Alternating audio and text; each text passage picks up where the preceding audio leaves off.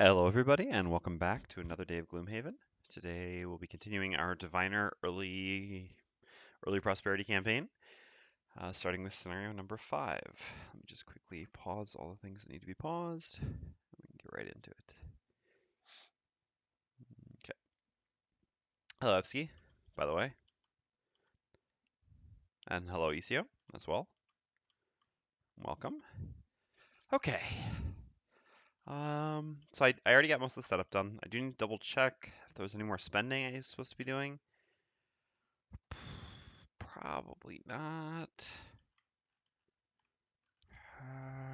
Yeah, no, I don't think I want the poison dagger. There's definitely some stuff I'll buy at Prosperity 2. I think we'll just hold off for that. Same thing here. We'll hold off for enhancements. All right, so we're going to be doing scenario 5 because we're going to try to progress on our way to enhancements as quickly as possible. We are going to be playing scenario 5 only on +2 difficulty, not +3, for the aforementioned reason that we did scenario 4 on only +2 difficulty, which is quite simply because it's a summon-based scenario and there is very high variance. And while part of the goal of this campaign is to challenge myself and to have fun, part of it is also, again, to get to a max level diviner so that I can write a guide. And I actually probably only have, let's see, so it's the end of May, less than 2 months before we're moving. And when we move, I probably won't have a computer for around a month. So I really do need to get, obviously, the diviner play through all the way up through level 9 and be comfortable with the class within the next 2 months. I'll probably try to add maybe a little bit more time per week playing the diviner at some point once it gets closer to the end. But yeah, for now, that means only +2 difficulty on high variance scenarios. Okay, so we need to first do a city and road event. So let's just change the screen like this. City first. No, that's a shame. Really would be nice to actually get some stuff that helps. But well, I think this is both negative. Yeah. Okay.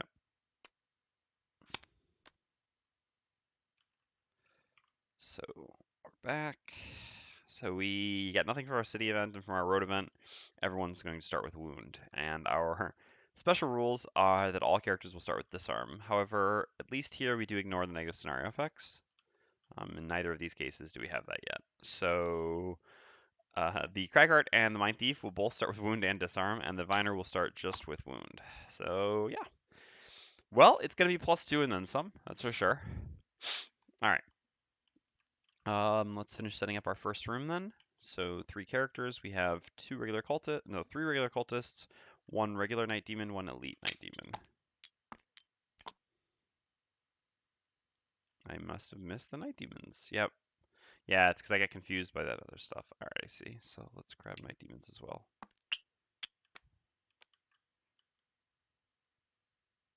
I guess, yeah, they should have been moved over there. Oh well. That'll work like this, even if I don't have them perfectly clumped together. Shuffling this.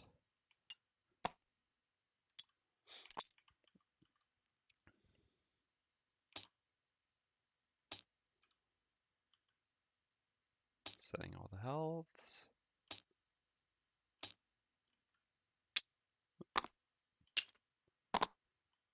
And here we go.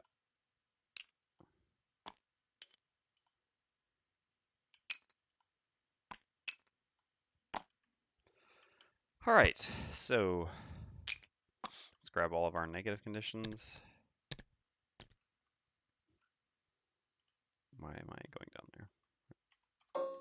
So we got that here, got that here. Getting any progress on putting stuff on the YouTube? Sorry. In terms of the regular campaign, I'm still kind of at a roadblock because I need to do video editing, and I've been quite busy, and I probably won't have any progress on that either. As far as the Diviner campaign, yeah, absolutely. The Diviner campaign I will upload probably tomorrow. I mean, maybe even today, depends what time we finish. Otherwise, worst case scenario, tomorrow. Again, I was just waiting 2 weeks each time. Well, I wasn't in a hurry, let's say, to put the Diviner campaign up since it was available as a VOD on Twitch. But yeah, as far as the regular campaign stuff, I'm still in a bit of a roadblock, and unfortunately, I will not have time this weekend to get that, to actually like learn how to do proper video editing, because there are some like spoiler based things. There are some issues that need to be basically edited out of a scenario in order to continue the main campaign scenario. I mean, main campaign YouTube stuff. All right, and a wound here. This is all rather interesting. All right, and we can start in any of these 5 spaces. So they're both disarmed. Let's look at what cards we have. So that's kind of interesting. We have Forceful Storm's not great here still. I mean, the first room in the scenario is the hardest, so that's a good a good opportunity to use this. At the same time, the cultist disarming them isn't necessarily negating them. It's not like stunning them.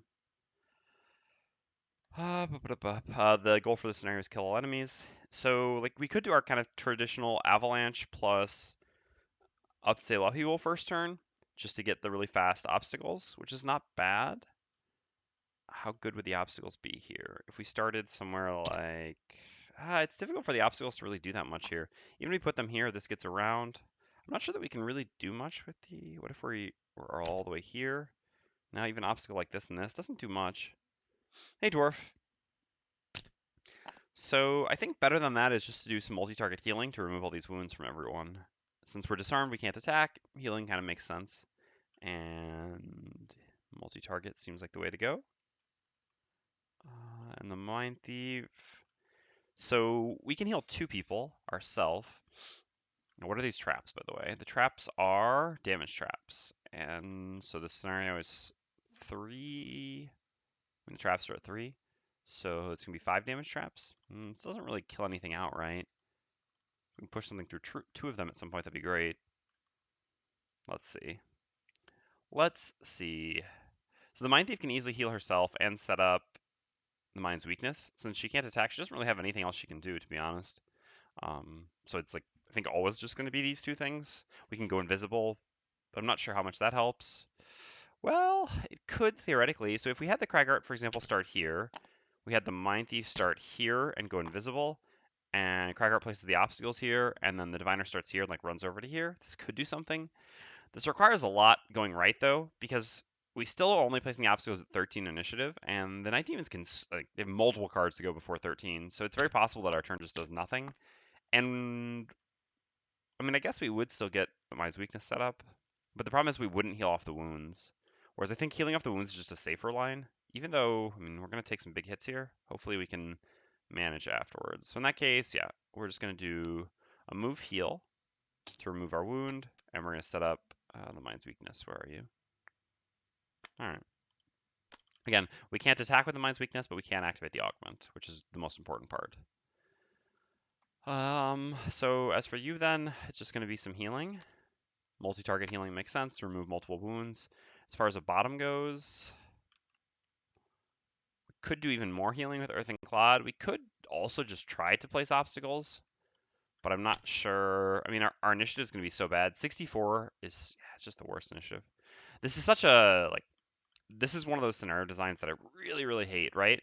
The idea of putting everyone, like, putting a room with 3 summoners and giving everyone disarm to begin with, it's like so bad in terms of design, in my opinion, because it just means like there's absolutely nothing you can do to stop the cultists from summoning.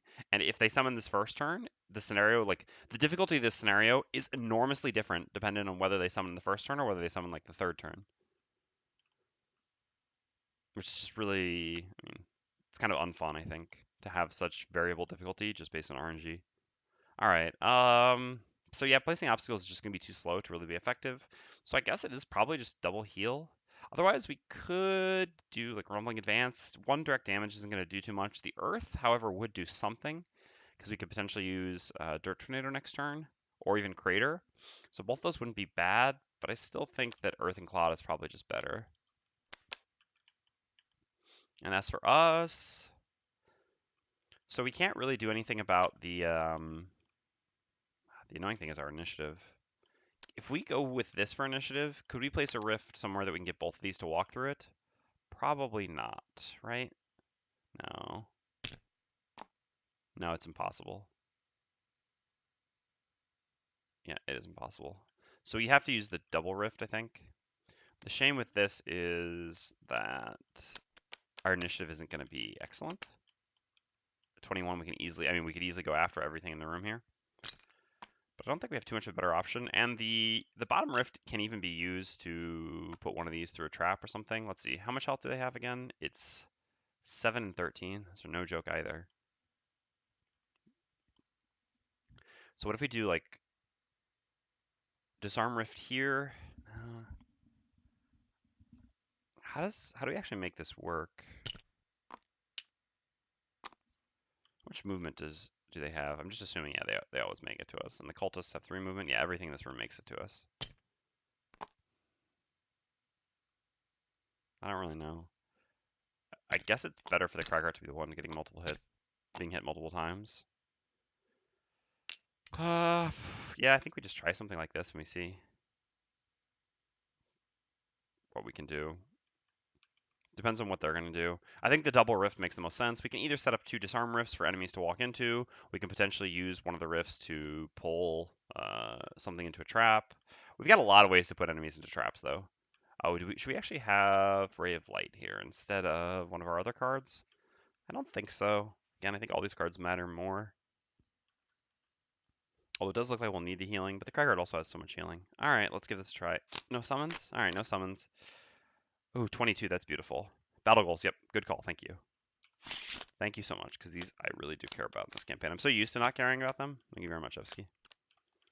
Alright, cause a trap to be sprung or kill one or more elite monsters. We're definitely going to cause a trap to be sprung. There are 4 traps in this room, and we're the best candidate for putting these monsters into traps. It should be a super easy check. For us, be the first to kill a monster or never lower your hit points drop below half. I don't know that we'll be the first to kill a monster, but we'll try. We're definitely never going to get, like, our hit points are going to drop below half, so the other one is just not realistic. With how difficult this first room is, and kill 5 or more monsters or loot a treasure overlay tile. There are 2 treasure tiles in this scenario. Very realistic that we pick up one of them. Okay. All right, well, we got really lucky with both of them going after the Diviner and before the Cragheart. This is basically how we would have wanted to draw it up. Also, neither of them are doing anything particularly scary, although the Night Demon's creating dark is always a bit scary. Okay, so the Mindthief is up first. So we take 1 damage from our wound. We're down to 6. So where do we actually want to be? If we go here, then this actually comes to hit us here. But I guess we can put the disarm trap here.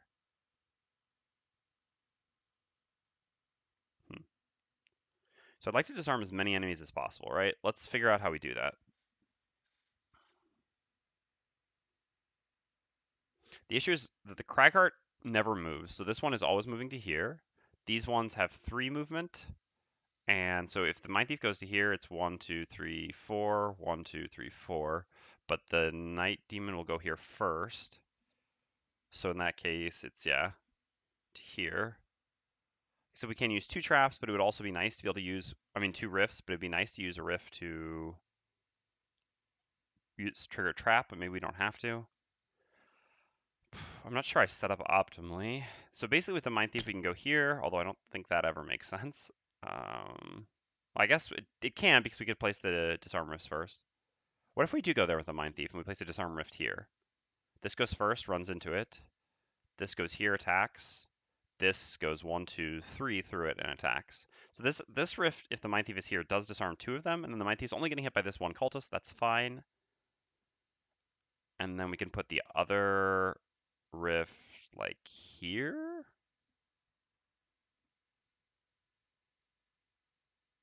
And then this will go through it. Oh, actually, so hold on. If we put the rift here and here, this one goes here, goes through it. This one can go through this one here, and we can have it run to, no, it'll always run to the Mindthief as well. So that means there'll be this here, and we'll have still a rift here and here. And so when these go, this one's focus will be the Mindthief. It's 2 movement to there, yeah. So this will go through the rift, disarm itself. This will go through this rift, disarm itself, and then this one we'll only have 3 movements, so it won't actually make it to us. That actually stops every enemy in the room from attacking. So we don't get to put anything into traps by doing this, but we literally blank their entire turn. The entire round for them. That's actually got to be better than trying to use these traps. Again, the Mindthief has push, the Cragheart has push. We still have a relocate with Otherworldly Journey. I think it's so much better. Like that's honestly, it's crazy to me that anyone would ever want to take the other level 2 card over this card. This bottom is so good. Like it's just so flexible. Obviously, it does require using Void Snare, but I think you always want to use Void Snare anyway. I think it'd be a little bit insane not to. And so, as long as you're using Void Snare, this can either double as a second rift on your Void Snare turns, or the pulling enemies into traps or into AOE stuff like that. It's just like very flexible and very powerful, even though it's only one half of a card, because again, the top half might as well be blank. Okay. So in that case, we do want the Mindthief to go here, I suppose. That definitely makes sense. All right, so the Mindthief moves there using the bottom Empathetic Assault, which is a move to heal to. So it heals us for 1 and removes our wound. And then we activate the Mind's Weakness. We don't get to make the attack. We still get 1 experience.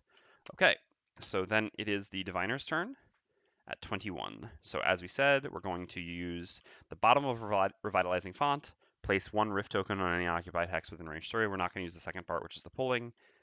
And then we're going to use the top of Void Snare, place 1 Rift token on any unoccupied hex within range 3. And then when any enemy enters a hex containing a Rift token this round, it gains Disarm. All right, so like I said, we place 1 Rift token here and 1 Rift token here. Both these are in range 3 from us, so we're fine. Beautiful. Okay, so now the Night Demons go. They create Dark. Like I said, this one moves to here, gets disarmed. This one moves to here, gets disarmed. And hello, Cauldron. And again, because they got disarmed on their turn, they will also still be disarmed next round, which is beautiful. Okay. And then the cultists go. Well, we didn't need to do the double heal in the end, but so be it. I thought we'd be taking more damage. So cultist number 3 is first. It's 2 to here, 2 to here. But here it's the Mindthief, which is the lower initiative. So 1, 2 to here, which is disarm. Oops. Then here it's 1, 2, 3 to there. That's the only place I can attack someone from. So disarm. And then this one, it can't possibly get to attack anyone. The downside of this whole situation is I mean, they're going to be disarmed for another round, which is good. We're also in a pretty dangerous spot being surrounded by enemies. All right, so here it's 1, 2, 3, 4, 1, 2, 3, 4, 5. So this is the focus. 1, 2 puts it 2 away. Can't get any closer. Okay. Sorry, the Diviner actually should have taken 1 damage on her turn from the wound. Cragheart also takes 1 damage on his turn from the wound. Disarm Rift looking really strong here. Yeah, absolutely. Although it did require the double Rift. With only 1 Rift, it would have been a lot less impressive. The double Rift really makes a big difference. But yeah, it's super strong here. So now we have a kind of interesting question, which is should we use the double heal from Nature's Lift? Because we don't actually need the heal from Earth and Clod, so otherwise we could just do a default attack. Oh no, we're disarmed. We're disarmed. Never mind. Yep. We could Endurance Potion one of these back, but that's just silly. There's no reason we would ever, like, all right, yeah. So we could use this top heal because we don't need this bottom at all. We could just play this for a default bottom to move. I mean, we're probably going to do that anyway, but then we could get this back with an Endurance Potion, but I would so much rather get back into Unstable Upheaval for the initiative than I care more. Like, I care a lot more about the initiative from Unstable Upheaval than I care about the extra heal 2 on the bottom of Earth and Cloud, even though, again, this isn't a bad action. The initiative against these types of enemies is just going to be so much more valuable. So we're going to use the top of Nature's Lift to do a heal 2, range 3, target 2. Healing ourselves for 1, and the Diviner for 1, and removing our wound. Just removing the disarm while I'm at it. So then we have the bottom of Earth and Clod to kind of do with as we please. What will we be doing next turn? We're certainly going to be massive bouldering this cultist here. And so would we rather be, yeah, I think where we are here now is probably fine. I don't know that there's much advantage to going to down here. Right now we have, like, even down here, they're still getting coverage on basically all of us. I mean, I guess these two can go invisible, so we can kind of create an invis wall. That might be tempting. But from here, it's also, like, we can push into this traps with Crater, or we can push into these traps. Whereas if we go down here, we're kind of much more limited about which traps we can push into, because we can't actually, push is only a 2 on Crater, so we can't reach from here to here. We could still reach, but this one will have moved up. I think it's fine to stay where we are. So we'll do nothing with the bottom Earth and Clod and pass the turn. Okay, so now we got our setup done. It's time to do the good stuff. So massive boulder 100% alongside unstable upheaval for initiative, because we really do want to get this off while they're clumped. Again, it's very possible that at 13 initiative, all these enemies, I mean, the cultists have 2 that go before us, and I'm sure the night demons have at least 2 that go before us. So it's very possible we don't get this beautiful clumping, but it's worth trying. And we're going to get unstable upheaval back anyway, so it costs us very little to do this. We're always going to endurance potion this the first rest cycle for the extra turn. Okay, so what is Yo Mindthief up to? Stunning the back cultist wouldn't be bad here with frigid apparitions, with perverse edge, since we don't need to move. Push is also really good, right? Because we can just execute one of these using our push attack. Yeah, I mean, there's no reason not to do this now. The shame I was going to say is we're actually going to break this perfect little clumping here, but it doesn't matter because we're just going to kill this one, right? We're going to push it through 2 traps, which is just an execute. And it's just good to do this early. I mean, they can go at 10 and Death Explode, which we don't want. Although I guess, again, less threatening with the push. But also, I mean, this is disarmed, so it's not really a threat, but they still have a 2 out of 7 to summon at this point. So, again, if I can just kill, I might as well just kill. And there's no reason to try to like wait for it, just to get 1 extra damage on something that's going to die anyway. Okay. So what is the Diviner doing? Don't forget the Spring Battle Goal. Yeah, we will get it up there. The Cragheart's not going to get the first to kill Battle Goal, unfortunately. Maybe we should have taken the other one, but oh well. Mindthief is always stealing Cragheart's Battle Goals, huh? So us, we also want to use a trap, right? We can't actually use these traps up here just yet.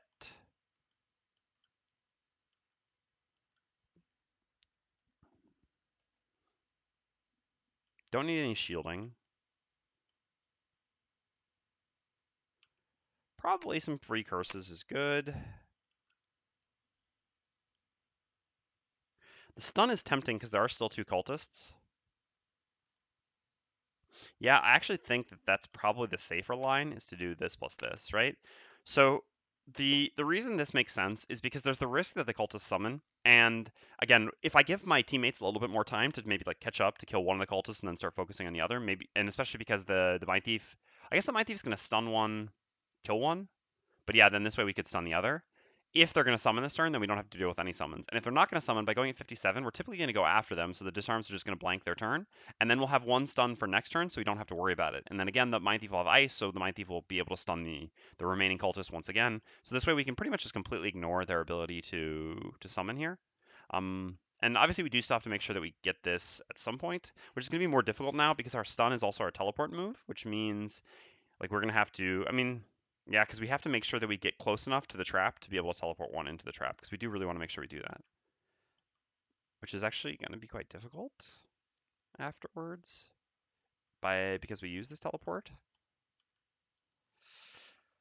I mean, I guess it's probably okay. At some point, the Cragheart can also just like push one of them into this trap, and then we can move up. It's still hard. I mean, well, we'll figure something out, I think. Ultimately, I mean, no, I do really want the check mark, but this line just makes sense. My goal is also to beat the scenario, and I really just need I don't want to be greedy, be like, well, they won't summon, and they summon and then lose the scenario because it was possible for me to play around them summoning. All right, they don't summon, but this is also a little bit annoying. So the Night Demons go first. Neither of them can attack, but they do consume the dark and go invisible, which is a bit annoying because it just means we're not going to be able to focus them next turn before they go. It's one of the more painful things, enemy invisibility.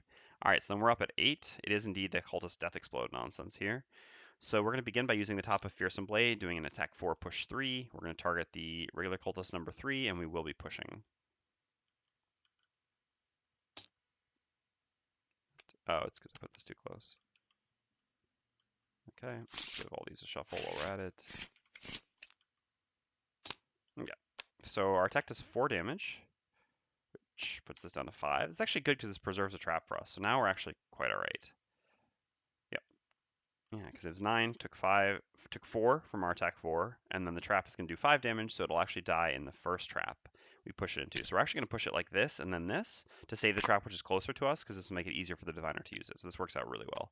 So you go there and then there, and this trap gets us a kill.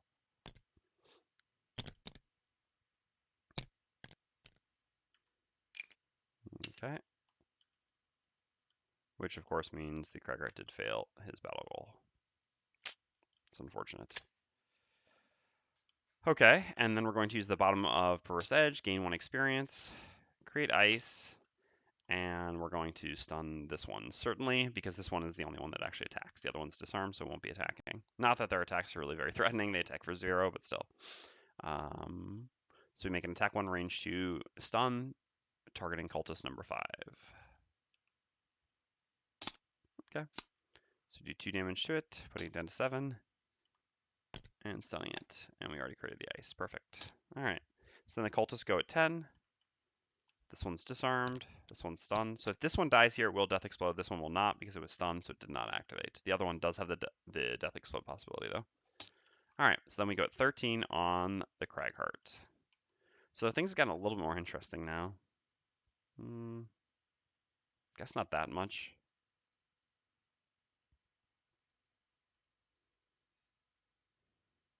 So it would be better if we could target one of these, because then we could splash 2 damage rather than splashing 1. It would also hurt the Mindthief, but again, we can't actually target this. But by targeting this one, we do still get 1 splash damage on this one, because invisibility doesn't prevent the splash damage, since the splash damage is not targeted. So we can either hit this one or hit this one. It's basically very similar. I think hitting this one makes sense. If we do 3 damage to this, then teleporting it into the trap gets us a guaranteed kill, which is pretty good. So yeah, let's attack Cultist number 5 with the top massive boulder, creating Earth. Okay, unfortunate. So we get 1 direct damage to the elite Night Demon.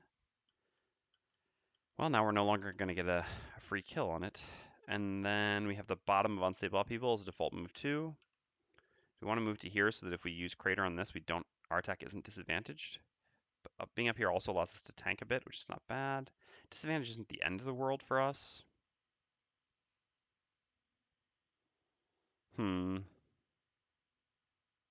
No, we can always move away the turn we use Crater anyway. I think we'll just stay where we are. I think this is a good spot. And surely enough, we will use an Endurance Potion charge. I guess we should do this the other ways, how we typically do this, which I think is a little bit easier to have the charges on rather than off, and then take them off as we use them. So we'll use Endurance Potion charge to get Unstable People back, which is our best initiative, and gives us an extra turn because we have an 11 card hand size. All right, so then we're up on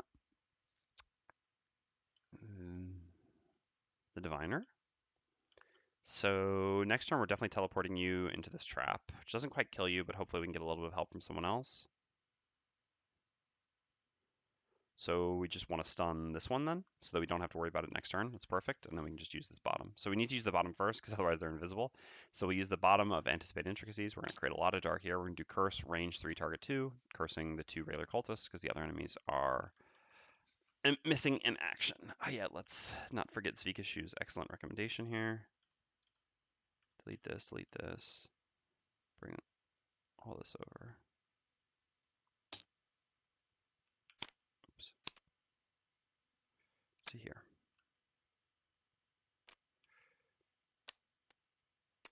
All right, so 2 monster curses go in.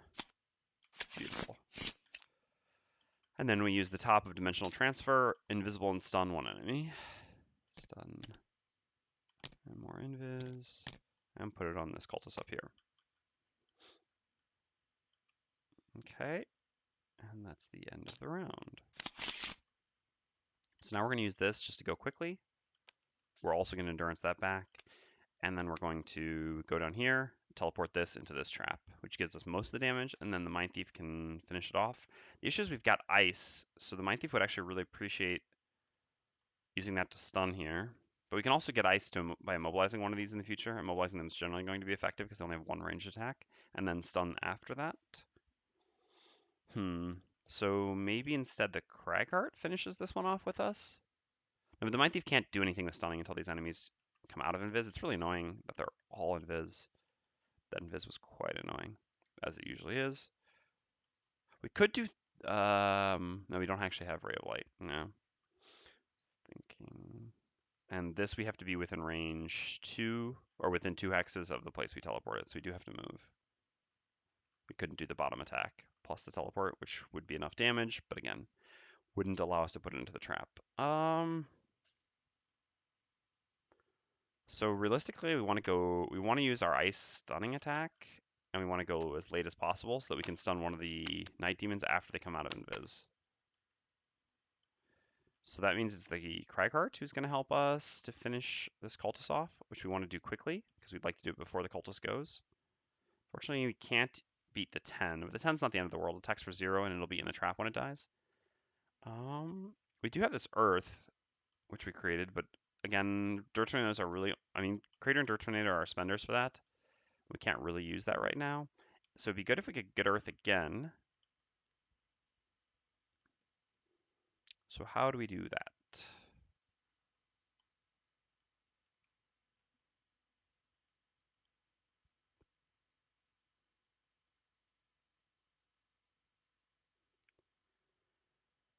The annoying thing is also, like, what do we actually attack with here?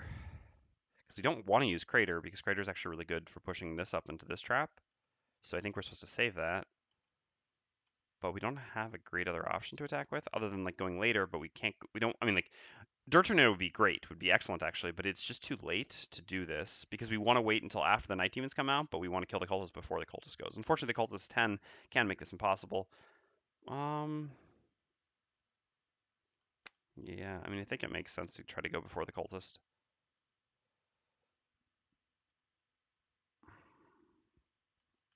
You only have 2 movement. The Cultist will be here, so 2 movement gets us down here and lets us hit it. I guess it's just going to be with Heaving Swing then. And we're not going to have Earth afterwards for Crater. That's okay. Maybe we can use Rumbling Advance the turn that follows and then Crater the turn after. I think this is okay. This is just kind of like a safe line. There's the 10. Annoying. Oh, they're coming out. Oh god, that's not good. There's literally nothing we could do about this too, because of the fact that we also have Dark that they're going to use. I mean, them going invisible and then doing this multi-target nonsense is so ridiculous. They're going to be hitting everyone in our party. Like, so this is a 3 and a 2 on everyone in our party, and there's nothing we can do to stop this. Unless we can run more than 3 range away from them, which is also just impossible. What? It's so dumb. Alright.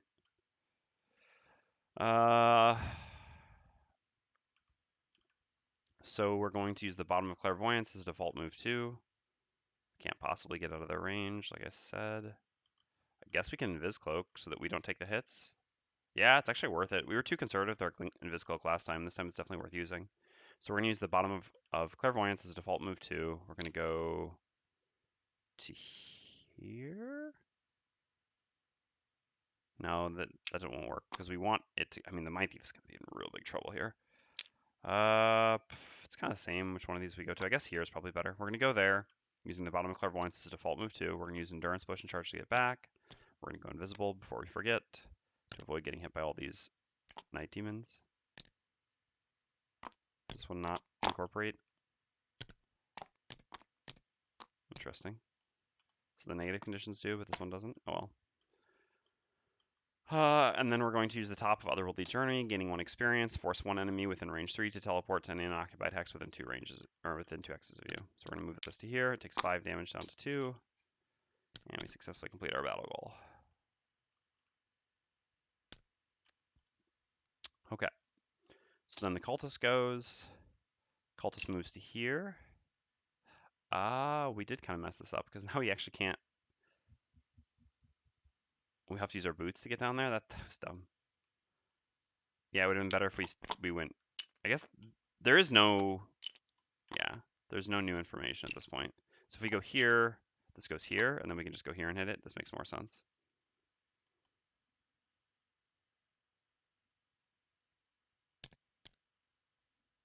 Coin where the trap was? No, we didn't actually kill the cultist, so there shouldn't be a coin there. There was a coin here. We used the trap, but it took 5 damage. It's still down to 2. It's not dead yet. But yeah, so we should have moved to here on the diviner. Again, this was all open information, so we can just quickly fix that. All right, so this attacks the Mindthief. We're going to attack 0. 1 damage. Oh, that's going to hurt. Every point of damage is going to be unfortunate here. Okay, so then it's the Cragheart's turn. So we're going to use the bottom of Unstable Upheaval as a default move 2. Going to here. We're going to use the top of Heaving Swing as an attack 3 push 1, targeting cultist number 5. Oh, sorry, this one is no longer invisible or stunned. Lost both of these, but we're still definitely going to focus the other. And we are going to use the push so that its Death Explode doesn't affect us. Okay, great. So 3 damage.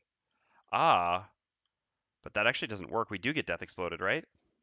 Because we don't actually get to push it since it dies before we can push it. That's annoying. So it's a little bit different than Retaliated Death Explode, I suppose. Okay. So, yeah, that's really unfortunate that we used a melee attack here, but there was no real other way. So now it attacks us for +2, so 3, 4. God. And nothing defensive to use. Okay. Well, that sucks. That's really unfortunate. Got 2 curses in their deck, so we're going to need to see some of those here. I could have just got rid of this dark or something. Yeah, it's just impossible. Alright. So now the Night Demons go. They're going to come out of Invis. They're going to start shooting. So they're both going to attack Mindthief and then Cragheart, Elite and then Regular. They consume the dark, so they add Muddle to these attacks.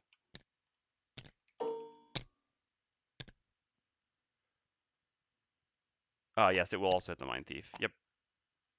Yeah. Sorry, I missed that. Interesting. So, no, yeah, that would still be on the Cragheart, and then on the Mindthief. Okay, so 1 damage to the Mindthief again. Good catch, thank you.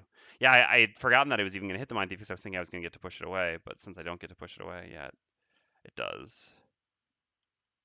Mindthief isn't invis, though. It doesn't hit the Diviner. The Mindthief wasn't invis here. Yeah. So it actually was better in the end to have... No, I guess it wouldn't have changed anything. We still would have both gotten hit by it. Yeah, it wouldn't have changed anything where we went with the Diviner. Well, maybe there was something better we could do. But anyway, it's too late at this point. All right. So again, this is going to be an attack 3 and then an attack 2. Disadvantaged against the Mindthief and regular against the Cultist. No, it does not count as splash damage. This is an attack. It has to be able to target, and someone who's invis cannot be targeted.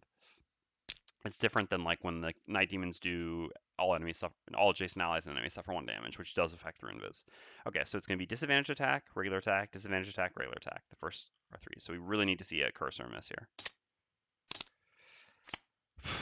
All right, down to 2. So we need just a -1 on the next one on the Mindthief. So this is non-disadvantaged on the Cragheart. So 3, down to 5. Then regular on the Mindthief, -1. Oh god. All right, gotta lose a card. That's such a bad turn. It's insane what they did here. So what are we losing? I do really want this loot card here, actually. Scurry's also really... I mean, all these cards are actually important. Maybe, like, this one is the least important? Is it crazy as my level 2 card? Now, this is also really good. Whatever, let's just give it the loot. We do actually need to beat this. I mean, we're behind now, for sure, after this turn. Okay, and then on the Cragheart. Where are those curses? Alright, so 2 damage to the Cragheart. So we have a 2 health and a 3 health character. God, that's such a mean card. Alright, so that's the Mindthief's turn. So can we still deal with that cultist next turn? Can someone deal with it? No, I don't think so, right?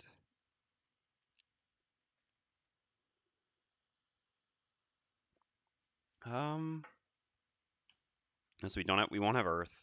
So we can't push with Crater.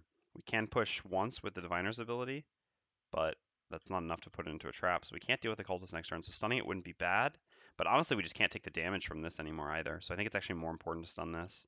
Also, attacking that's kind of nice when we have Muddle because we're going to be disadvantaged no matter what. So let's just do that. So we're going to gain 1 experience, consume the ice. I guess a lot of what went wrong here was also just because we missed on the Cragheart's attack, whereas we should like this should have died earlier, and then we would have had like more flexibility to do good stuff. We wouldn't have both taken the attack from it, etc. And then the -2 would have been on the Night Demon damage, etc. Yeah, that early miss is really painful here. Okay, so Frigid Apparition, consuming ice. We get an attack 5 with disadvantage, targeting the elite Night Demon. Come on, this is ridiculous. 4 cards flipped, 1 card flipped. We had 1 more card flipped on top of that, right? Yeah. So we flipped 4. No, well, we flipped 6 total cards this far, and we've had 2 misses. And it's not even like we have curses. That's so ridiculous. Yeah, I mean, it's not really that, right? I mean, base deck plus Night Demon, it's still, we have like 18 card and 2 18 card decks. Like, having our -1s or -2s still in the deck doesn't make it more likely in an 18 card deck that we draw a miss. And this was our first attack on a Night Demon, too. The previous miss was on a Cultist, so I don't think this is so much an instance of that. Here also we were just muddled, so even if we hadn't attacked the Night Demon, we would have had the exact same outcome. Which again was because of this card, which is Night Demons, but alright, we have a move 4. I don't even know what we can do at this point. We can immobilize one of these. I guess they don't have ranged attacks anymore, so immobilizing them is not bad. So yeah, let's just move back to here. We can immobilize this, I guess. Actually, let's just go all the way down here. So we can still immobilize this from where we are. Alright. So we're going to do this. And this. We're going to Endurance Potion with this back anyway, and we're just going to immobilize the regular Night Demon. What's the Diviner up to? Probably time to do some attacks. Probably time to do this bottom. Dear God, we do need this healing. So like that plus an attack. Seems alright. Initiative doesn't really matter too much for her. If the cultist summons here, the cultist summons here. There's just absolutely nothing we can do about that at this point. It's impossible to surround it. We don't have any CC left. There's a decent chance it does. That's really bad for us, but again, it's unavoidable. Could create obstacles instead of using Rumbling Advance, but we can just use Rumbling Advance late, go up and attack. We certainly want to create Earth and be able to use Crater afterwards. This Crater is like almost like a kill on this. So we don't want to use this. So we're left with basically all these cards. This is actually our only top attack here. So I guess it's this. Honestly, that means we probably should save Rumbling Advance. Yeah, so it actually does probably make sense to just do this. To just hit them all with a Dirt Tornado, which isn't going to be very impressive here, but still just 1 damage and does muddle. We really just need 1 damage here anyway to then make the Crater kill, although unfortunately this will be moved up first. I mean, we're not really going to do anything effective there, and we're just using Avalanche. We're just going to like create an obstacle here just for the purpose of creating Earth, so we have Crater afterwards. I guess if this moves up, though, then Crater's not any good, but we can't stop this from... I guess we could stop it from moving up by going up to there with a move. All right, so let's reconsider then. So what if we do like this to move up to there? But so we can't actually beat most of their initiatives. Like they have multiple 27s as well.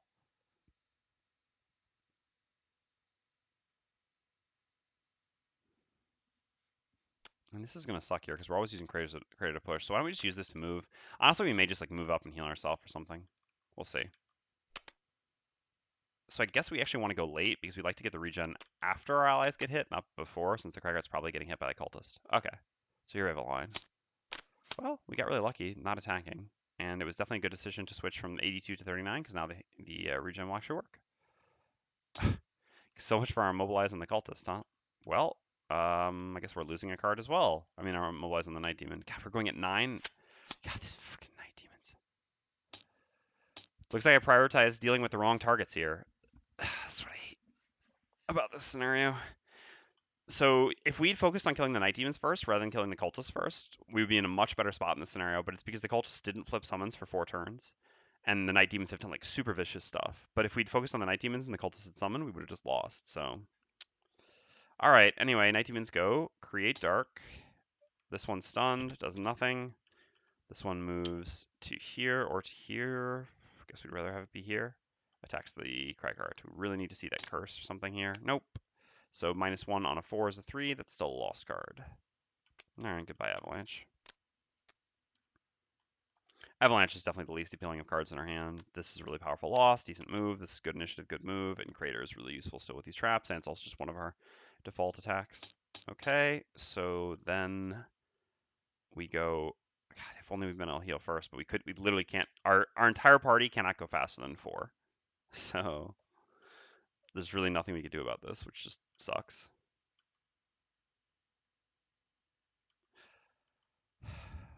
So now, I guess in this case, we're going to just immobilize the Elite Night Demon now. Makes more sense, and the Diviner will just move away next turn at 8 initiative.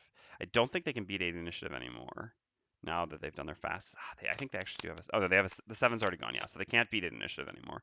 So by moving away at 8 initiative, we can avoid getting Kerthunked since it'll be immobilized. All right. So we gain 1 experience, we create ice, we make an attack 2, range 4 immobilize, targeting the Elite Night Demon, which is disadvantaged.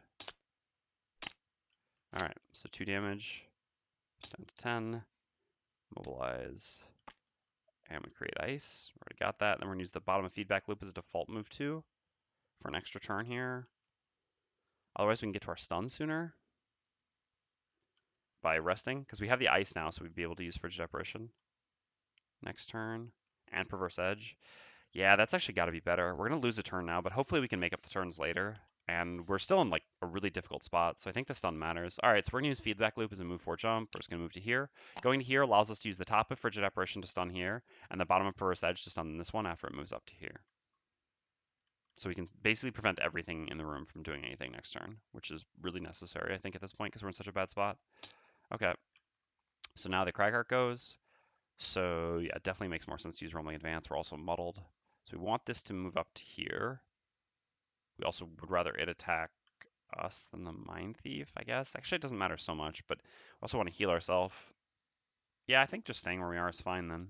So let's use the top of Rumbling Advance to heal ourselves for 4 and create Earth. And with the bottom Dirt Tornado, we're just going to do nothing. We're just going to stay in place because, again, we prefer this positioning. We're not touching the immobilized one. This one will be stunned, and again, we want this to come here. So it'll be in range of the Mindthief. All right, Cultist goes. I think it's at full health anyway, so the healing does nothing and attacks the Cragheart for 1. For 2, jeez. Their flips and my flips have not been comparable thus far. Okay, then the Diviner goes. We're going to use the bottom of Peer into battle to do heal 1, affect all allies, create light, regenerate, regenerate, heal allies, nonsense, etc. Alright, so regen there, which desperately needed. Heal 1, heal 1. Of course, we're going to have to reroll on the short rest because we're going to hit God only knows what. And I mean, we're going to hit like Frigid Apparition or Perverse Edge on the short rest. We're going to have to reroll and just lose the regen immediately.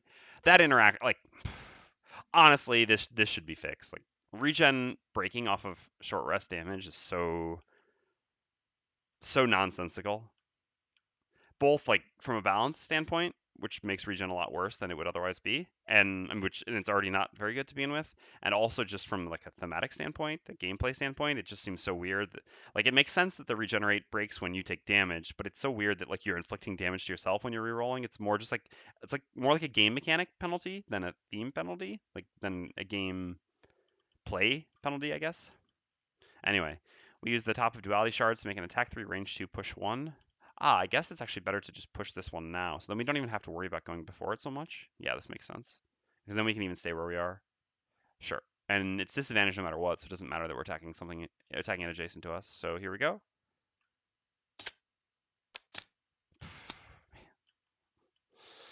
Okay, 1 damage. We're just like literally never going to leave this room because we're never going to kill these. So we can put it to here or here. Probably better here. Clumps them up nicely. Hey, the card that reduces your health does not break regen, so it balances out, right? Yeah. Also, again, you're also right. This is also so nonsensy because that actually does feel like you're hurting yourself to inflict damage.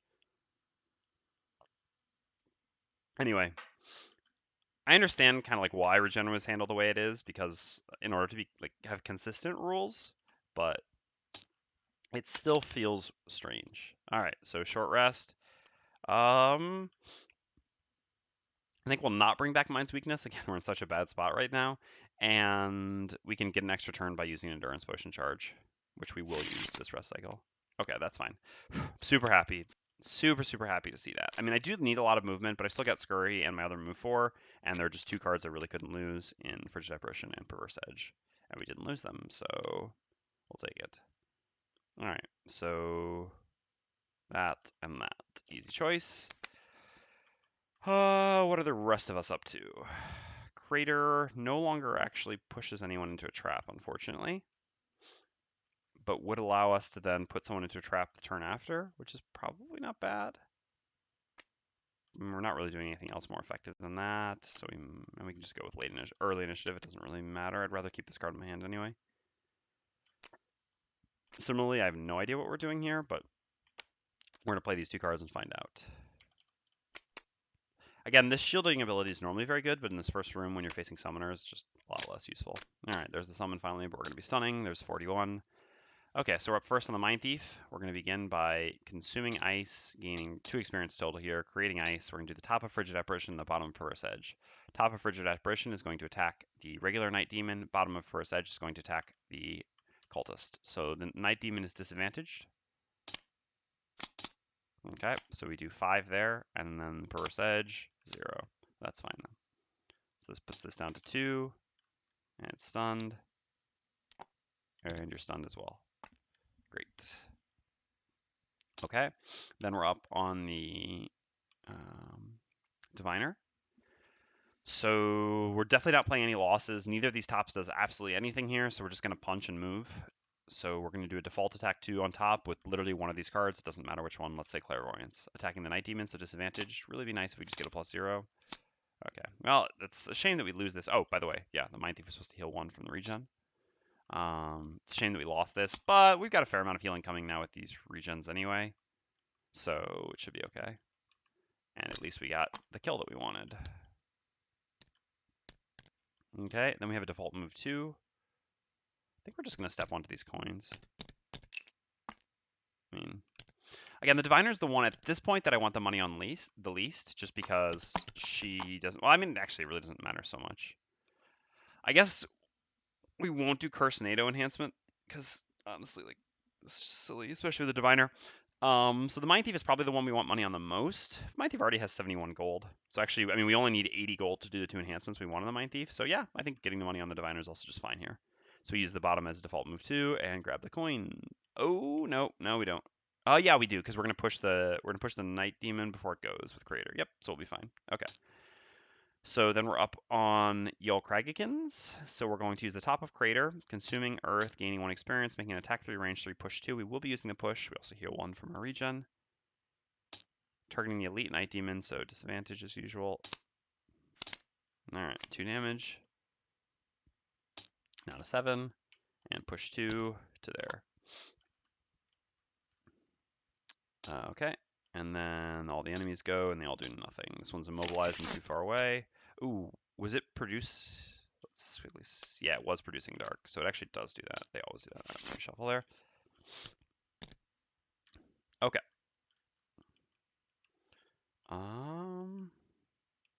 Short rest, it seems like. Short rest is painful, but it's gotta be correct. Alright, that's fine. So level 2 card. So this is for anyone who, well, because there was at least 1 or 2 people, I think, who said that the Cragheart doesn't need a rebalance. And I mean, you know, if you don't think Cragheart needs a rebalance, more power to you. That's perfectly fine. I'm certainly not telling anyone how they should play their game. The purpose of rebalance is more of a thought experiment than anything else. But again, we have this level 2 card. Now it's the same for the Mindthief, which again, the Mindthief also needs some rebalancing, but like my level 2 card is 1,000 times worse than my level 1 card, Massive Boulder. Like, I would lose this level 2 card. If I had to say that I had to lose this card first every single time in order to never lose this card, I would always do that. And it's not that this is like a core part of the mechanics. Like, it's not like the Mind's Weakness or Reviving Ether, which is like a card which makes the class function. This is just a really overtuned ability. So this is representative, I think, of some issues with the class. All right, short rest here as well. Well, the traps are mostly gone. It's a shame because I think we could have actually made some good stuff happen here with that one, but again, I don't think it's worth re-rolling to keep it. Okay. So what are we going to do now? How much health does this one have left? 7? Can't actually place the rift and pull it to it. But we can do an attack which pushes, which should get us the kill, and we're just going to go as early as possible. We're still, I mean, 6 out of 8, 3 out of 4 to go before the Night Demons, so this should work. We should also do an attack which pushes. We don't have Earth. So the attack which pushes is going to be Heaving Swing. Where are you? There we go. It's going to be Heaving Swing. This way, I mean, we've got a lot of possibilities. The problem is if it goes first, it runs up, and that sucks, to be honest. But I guess having an additional push means that, well, we actually can't make it. Yeah, we can. 1, 2, 3, 4 to there, push into there. Yeah, it works. In case the Diviner's attack misses, the Diviner's attack needs just a -1 and it kills. I guess how valuable is it actually to do this? Because it's not like that initiative's gonna work. I mean, it really just protects us against a -2 or worse from the Diviner. We've already drawn the -2, so it literally just protects us against the 1 miss in her deck. Although at this point, with our experience thus far, so meanwhile, for us, we can also go very early and do pushing. Let's just all do pushes. That's the theme here, right? Yeah, let's make it work. We're going to push them to heck and back. So is it better to go at this initiative, though? Yeah, probably. I don't think we need the 2 healing move just yet. We've got the regen ticking anyway, so I'd rather go a little bit earlier. Not that that actually changes anything, I think. Well, yeah, it does, because we can maybe kill the cultist before it goes, worst case scenario. We'll see. We've got options. We still got our boots of striding and everything, so yep, this can work. Let's see what happens. Beautiful. Just beautiful. I mean, again, we were still 3 out of 4 to go before them. We literally cannot go before this. To here. I guess at least it's not the invisible. Tomato, I mean, take the good with the bad. Attacks at -1, so attacks for 4 on the diviner. Okay, so we take 4. Insane, right? Okay, well, yeah, I mean, we've got to deal with this cultist as well. Can't actually completely surround the cultist.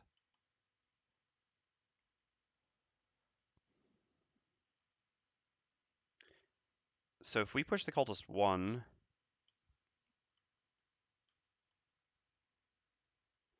technically the Mindthief can kill the cultist. It needs to get a +0. That's pretty likely, right? I think it's got to be the best line. So if we push this to here, then the Cragheart can move up to here, push this into this. Our attack does 3 damage. Cragheart's attack does 3 damage. This does 2 damage. So we're looking at 8 total damage. Obviously, with 2 disadvantaged attacks, we need to get only a 1 -1 and then 1 +0. This can certainly happen, though. Otherwise, because this way, then the Mindthief will get to go here, push the cultist into this trap, which also kills. Like, again, requiring a +0. But we're counting on getting +0, +0, -1, which is pretty reasonable expectations, I think. And like not reasonable for how things work for us, but still ultimately I think reasonable expectations. I guess the other thing is if we get a really bad flip here for the diviner, we can always just immobilize that. Although then of course it's going to do its ranged attack, but I think this makes the most sense. So let's use the top of duality shards, creating light, and doing an attack 3 range 2 push 1, targeting the elite Night Demon. So disadvantaged. Alright, well we already got our -1 now. So 2 damage, down to 5, push 1. So now we have a default move 2 at the bottom of Clairvoyance. I suppose we'll go down first, probably. So let's just move to here. Honestly, there's no reason not to just move to here, I think. Okay, so then the Mindthief's up. Well, here goes nothing. So we're going to use the bottom hostile takeover. We're going to use an endurance potion charge here. Using this as a move 2. Going to here. Getting this back. Just give ourselves an extra turn. We heal 1 from our regen. Yep, thank you. We're going to use the top of Fearsome Blade as an attack 4 push 3, targeting the cultist, and we will be pushing. Please +0. Got it. All right, that was the most important thing. Because here we've still got like possibility of going before next turn. So it takes 5 from the attack, putting it down to 4, and then push 1, 2, 3 into this trap instead.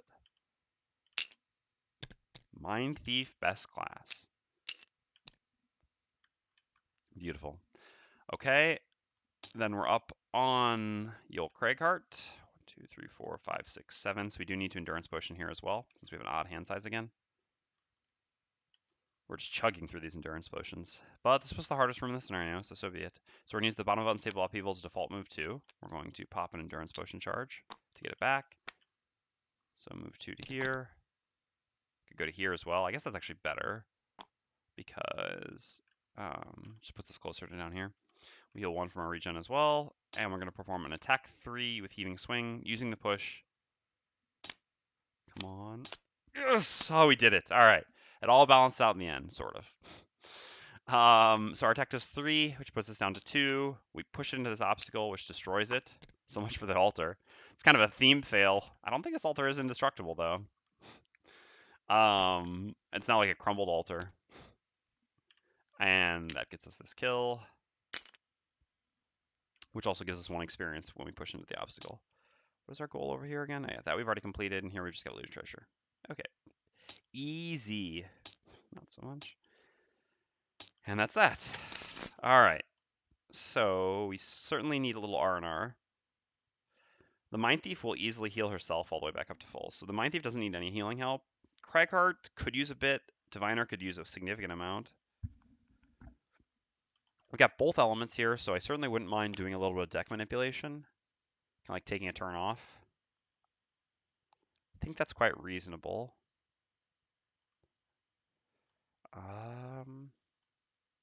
Yeah, we don't need to move any closer to go into this room then. Yeah, the coins are where they should be. So we can just play some sort of bottom as well. I guess it's just going to be this bottom then. I think that's fine. So we'll just use this deck manipulation top because it is a slightly better one. And that still leaves us with like a big move plus shielding and then the double rift turn. So overall, like 2 pretty good turns afterwards. I think that works great. So in that case, the Cragheart's just going to get, I mean, that bottom is essentially just healing the Cragheart for 1, but I think that's good enough. And the Cragheart can actually just use Rumbling Advance to heal the Diviner up to full. The Cragheart will be up to 10 after this turn, 11 the turn we enter the room. So we'll be missing 1 health on the Cragheart, but again, that's more than fine, I think. We could use Earth and Clod, but I think I'd actually rather just move towards the door. We both do still have our boots, so that's good. Is it backup ammo? No, I'm going to try to save backup ammo for the last room. Also, I'm not even sure. We have already lost 2 cards here. I'm not even sure if we're going to have the longevity to use losses going forward after having both lost a card to damage. We probably do, but it's not in this room that we care about that. It's in the following room.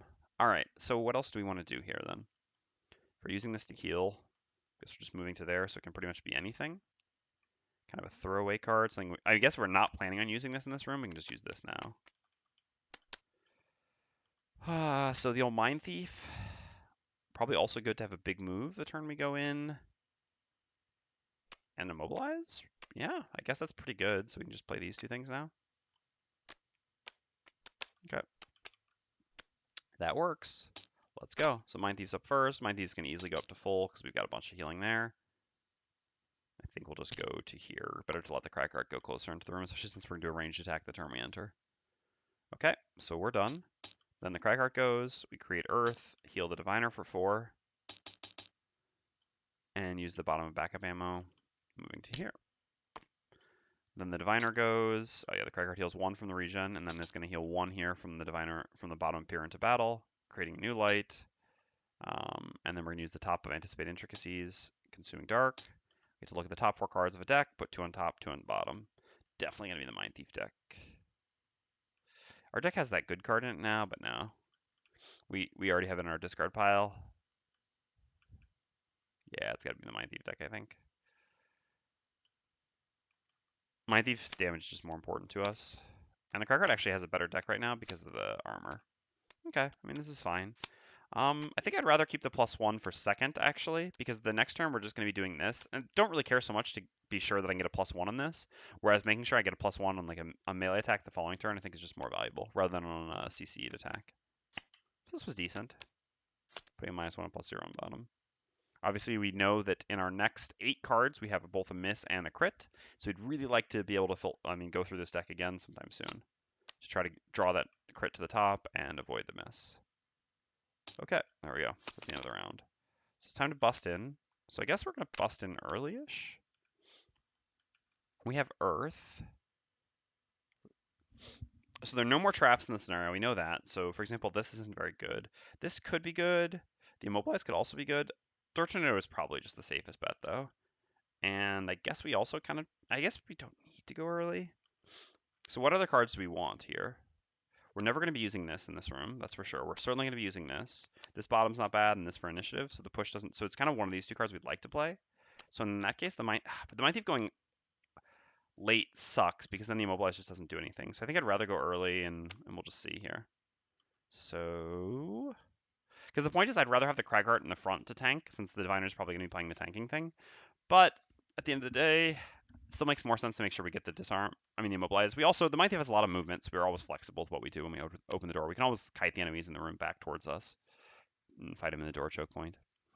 Yeah, I mean, I'm more likely to use this here than to use this here. I'm never using this in this room, that's for sure. I mean, I could be using it in this room, but not in the next 2 turns, is what I mean. This could be really good now. Is that better than doing the tanky thing? I think doing the tanky thing makes more sense. I kind of mix these up. This gives us enough movement, then we give some shield aura. So technically we don't know which enemies are in the room, but here we actually do. We know it's going to be Frost Demons and Living Bones. I don't think they can go up. Actually, it's impossible for them to go up and attack before 13, so this should be fine. Even if we thought that there was a possibility, I mean, like Cultists, their attacks are for nothing if they go at 10, and Flame Demons could hit, but before 13, but don't hit that frequently before 13 still, and even then don't hit for very much. All right, so I think this is reasonable. Just do the shieldy thing and then try to do this next turn. Because otherwise, we could do like the move this turn plus this, but I'd really like to be able to do this the same turn I do this, like already being in position, because otherwise this rift isn't really doing much for me, as I know there are no traps and I don't have any other rift activators. So it's so much better if I can save this to go with this. And then otherwise I could just use this as a default move and then this, and then like maybe stun something or shield next turn, but I think this is fine. Shielding is usually pretty good the turn we enter a room. Just like a safe, consistent play is basically the point. All right, we're gonna use the bottom of feedback loop as a move 4 jump. Got 2 to here. Oopsies. Got 2 more if we want it. Let's have a look. So rubble. Here. I'm really sad that we're not gonna have our loot action anymore for the clump of coins in the back corner.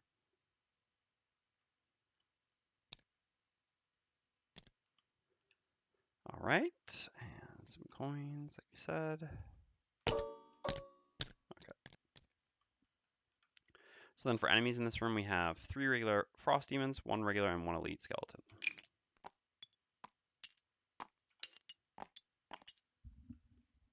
Okay. So 10 health, 7 health, and these all have 8. Let's see what they're all up to. Okay. Additional movement is annoying. Multi-target can also be annoying. Let's see here.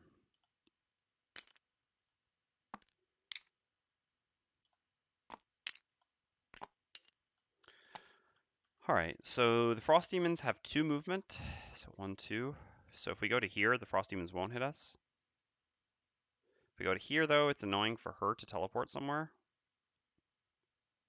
We mobilize that. Otherwise, if we just move back and hit, then we hit nothing, which is a little bit annoying as well.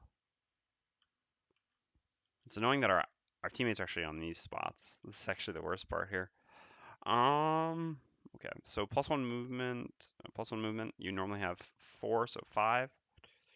Now, so if we go back, it's still hitting 2 things. So we certainly want to immobilize this. And I guess getting hit by this is kind of okay. Maybe we won't even get the shield. I don't know. Otherwise, we can go up to here. Then we would have to use our boots. Maybe that's not the worst thing ever. And then the diviner can teleport to here, so that we still get the shield. But then this is going to hit both of us. So that's actually just worse. Better to have the Mindthief just take an attack 1 than to... Yeah, that's silly. There's no reason to play around that. So we'll just move our 2 more movement to there. Because then this way, this won't get to attack anyone. This one will come up to here and just make an attack. None of these will hit anyone either. What we'll do with the diviner, I don't really know.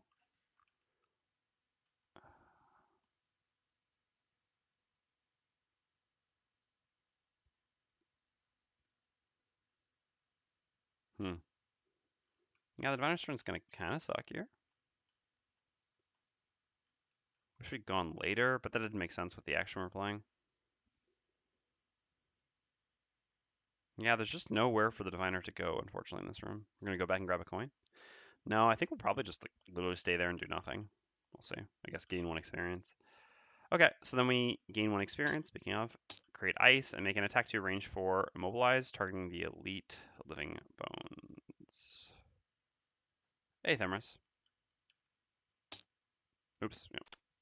So you know how much this does? Does 1 damage that bones. So it puts it from 10 to 9. And immobilizes it. Okay, so now the diviner's up. So again, we could invis the Mindthief. Mindthief could long rest then? That's interesting as well. Is that actually worth it though? It's kind of bad because we're like losing a turn for the Mindthief, but we're not really. I mean, the long rest doesn't really do anything from the Mindthief. It gives the Mindthief sort of 1 more turn in the scenario because the Mindthief at this point has the lowest longevity of anyone. It's kind of tied with the diviner, but technically the diviner has 1 more turn at this point, and we also have the Mind's Weakness, which stays out, which also costs a little bit of longevity sometimes. So letting the Mindthief long rest isn't bad, but long resting in combat when you're at full health and have no items kind of sucks. It's just funny because this would actually do something, whereas otherwise we're literally doing nothing except gaining 1 experience, because the shield unfortunately doesn't have enough range to affect. But if we move up to here, we get hit by the Frost Demons, which is just not worth. Just not worth. So the question is it better to invis the Mindthief or to do nothing? Invis and stun the Mindthief or to do nothing? because the Mindthief could long rest next turn. I guess the long rest is worth it because it actually allows us to choose the card to lose, which I think is really valuable here. Yeah, I suppose that's okay. Also, the Mindthief isn't very good against these enemies. We'll be decent here, but this gives us some time to work on the retaliate-based enemies. Yeah, they got 2 retaliate. Woof. All right. Yeah, I think that's fine then. So let's do that. It's the first time we've actually done it for real. I think we did it one other time, but it was kind of nonsensey there. So we're gonna gain 1 experience, create dark, and do invisible and stun target so affect 1 ally within range 3. So invis and stun. It also keeps the regen on, not that that really matters.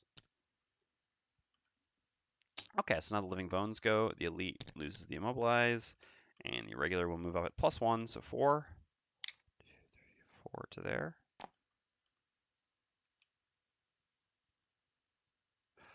Oh no, but actually the Cragheart's going to get hit by the Frost Demons. Because the Cragheart needs to go up to here to do 1-2 expand to hit with Dirt Tornado. So in that case, it's actually better to use the shield. All right. Yep. So let's fix this. Again, there's no new information. So instead, we are going to stay where we are, but instead of creating light or dark, whatever, we're going to create light. We also gain 1 experience, and we do shield 2, affect all allies within range 3. And then we have a teleport 4, again, which can't really take us anywhere meaningful, so we'll just stay where we are. Yeah, moving up just causes us to get it. Okay. So then this will actually go to here, because 1, 2, 3, 4 does nothing. So here, and attacks the Mindthief. So it'll attack for 1. Alright, no damage. Kept the regen anyway. Would have been much nicer to see that miss on one of their giant attacks, rather than this thing's attack for 1, but still. Okay, so the Cragheart goes, so we're going to use the bottom Nature's Lift as a default move. We're going to go to here. We heal 1 from regen. Then we're going to use the top of Dirt Tornado, Consuming Earth, gaining 1 experience. This gives us an attack 2, range 2 muddle. So 1, 2, and expand. You have nothing special to use for this? No. So we'll do 6, 2, 4, I suppose, in that order. So all these are attack 2s. Okay, so 4, 2, and 0. Well, perfectly balanced, like all things should be, I suppose. Yep. And they're all muddled. I'm not going to bother with it for any of them except this one because it's the only one that actually gets to attack. Okay, so the Frost Demons go. They have -1 movement, so this means 2. So 1, same, less hexes. So 1, 2. For you, so just here, 1, 2. Yeah, no, so this makes sense. Going to here, it's 1, 2 to get there, whereas if we stay here, it's 1, 2, 3 to get there. So to there, and you to there. Attacking the Cragheart with muddle. Don't break the regen. Nice. That's what I like to see. Perfect. Oops. Gotta try to get used to them being over here, which is so much more convenient in the end. All right. And they create ice, which already has also happened.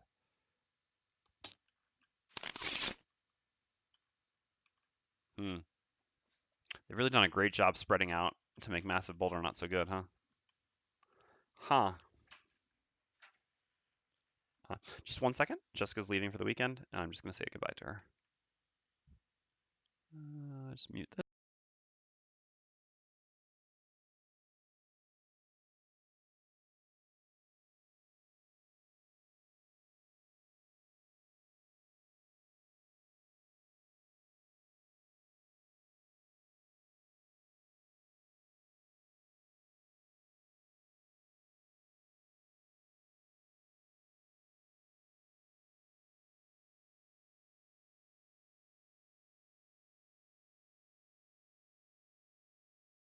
All right, I'm back. Sorry about that. Well, not really sorry about that. But... Okay. Well, these things certainly make sense. As expected, they will be quite good, I think. We're going to play them no matter what. As for us... I guess we should take a look at how these things are going to shape up by placing those disarming things. So the Mindthief... Oh, yeah, Mindthief needs a short rest. Ooh. I think we actually can't lose that, otherwise we just never make... I mean, we have Scurry, so we can still do a move 5 when we're traversing, but it's also just a really good card for this turn, which allows us to like move back to here, which is what we want to do.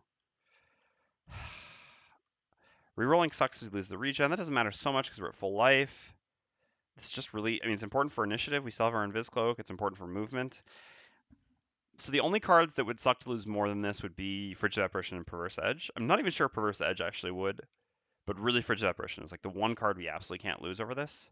It's only 1 out of 6. I think it's worth rerolling here. I mean, one should know, right? One should know. I still think that not being results oriented, this is the correct decision. I think we have to have this card to beat this. I mean, to contribute in the last room of the scenario with the Mindthief. And again, there's only one card we really couldn't lose. Ah, congratulations, Marcel, and welcome. All right. Well, we've got our big movement at least now. So we've got ice, but nothing to do with it anymore because we lost Frigid Apparition. That's really the worst. I think a push is probably fine here. The skeletons can go at 20. If they go at 20, the elite doesn't hit us. And I wouldn't actually mind this one going before. Oh, yeah, we also lost 1 health, so we lost our regen. I wouldn't actually mind this one going before I attack it so that it doesn't heal for the damage. So I think going after 20 is fine. I guess there's the risk that we get boxed in, but no, if we use our giant move jump, then there's no risk. So I think this line is pretty reasonable. We can just push this one away. So then the diviner can place. So how does this work? Within range. So it does require line of sight to where you place them. So it would have actually maybe been better to move to here. Not necessarily. Yes, this is really easy actually. We place 1 rift here, pull this one to here, and then we place 1 rift here. And so then they all get disarmed. Unless we see them doing range, then we can do different things. But regardless, this works quite well. Quite well. Obviously, one of them will only get disarmed for 1 turn, but still, we'll be blanking the turn. I mean, we'll be stopping 5 turns of attacking here, which is not too bad. So in that case, we can go late maybe here and use Massive Boulder to attack. And because there's no real reason to use Crater, we're going to disable all of them anyway. So yeah, this makes sense. And in that case, if we're going late, we can just use this so that we can go early with Crater next turn. Maybe do some healing either on ourselves or the Mindthief, who knows. Oops. All right, here goes.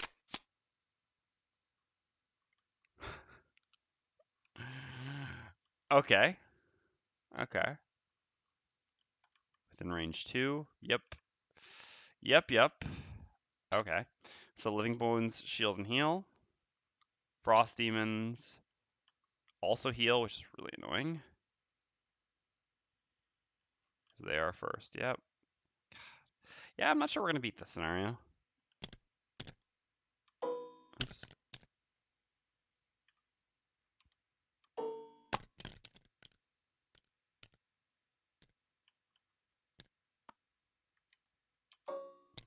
Mobilizing all of us. Cool.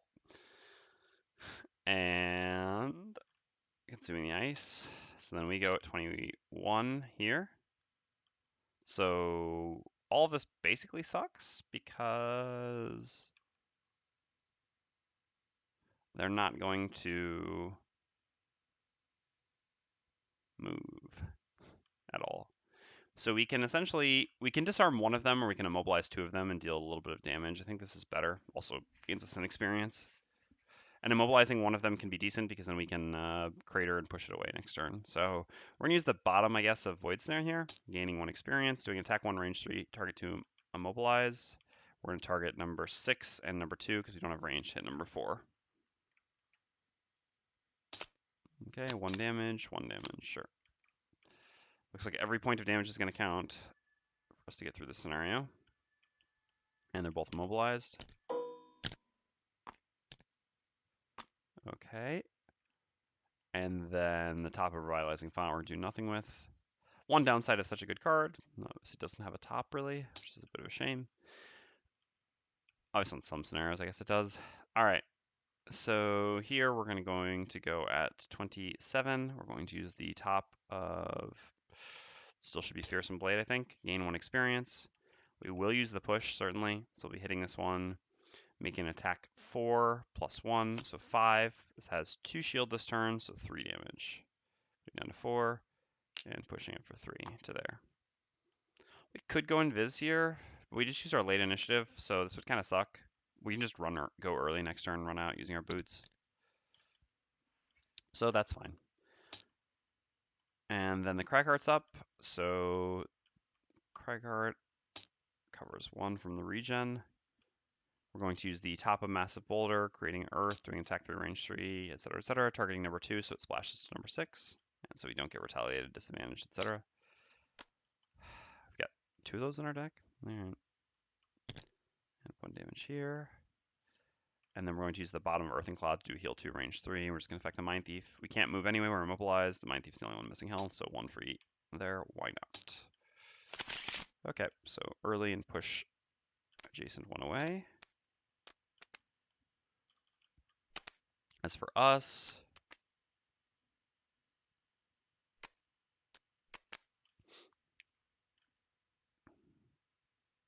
yeah, it actually makes sense. So we could immobilize this one. Oh yeah, we're also going to probably move back. And you're no longer immobilized either. We could immobilize it, but actually we can stun it because we can use Scurry then to run away without having to use our boots. And then we can use the immobilize from behind our allies next turn since this is longer range. Like, Perverse Edge and Hostile Takeover have sort of the same effect by targeting this one this turn. But again, the advantage is that we can use Hostile Takeover from a further range. Like next turn when we're back here, we can then once again Hostile Takeover disarm or immobilize this one, so it spends 2 turns doing nothing. And this potentially allows us to avoid using our boots. I think a long rest on the Diviner is maybe reasonable. We don't really need any help CCing right now, and she does some damage, but not so much. And damage is really what we need. I mean, yeah, I'd rather also just like be able to choose which card I lose. Again, gain additional turns, etc. I think a long rest is fine on the Diviner here. I think it's pretty free. Okay. So we're up first on the Mindthief. We're going to gain 1 experience and create ice using the bottom of Perverse Edge, doing an attack 1, range 2, stun, targeting Frost Demon number 4, I guess? If we stun, I mean, this has 2 movement, so it kind of doesn't change too much. I guess keeping this one back here is not bad either. Having it move up is also not bad for AoEs, but nah, I think this is fine. We'll just attack the non-immobilized one. This makes our turn a little bit easier for everyone. All right, so we do 1 damage, putting it down to 7. And then we're going to use the top of Scurry as a move 3, attack 3, but not attacking. Moving to there. Okay, and then it's the Cragheart's turn, so we're going to use the bottom of Unstable Upheaval as a default move 2. We're going to move like this.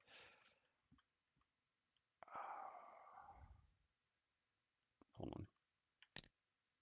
Hold on. We do need to get this chest. Is this insane? No, it's not.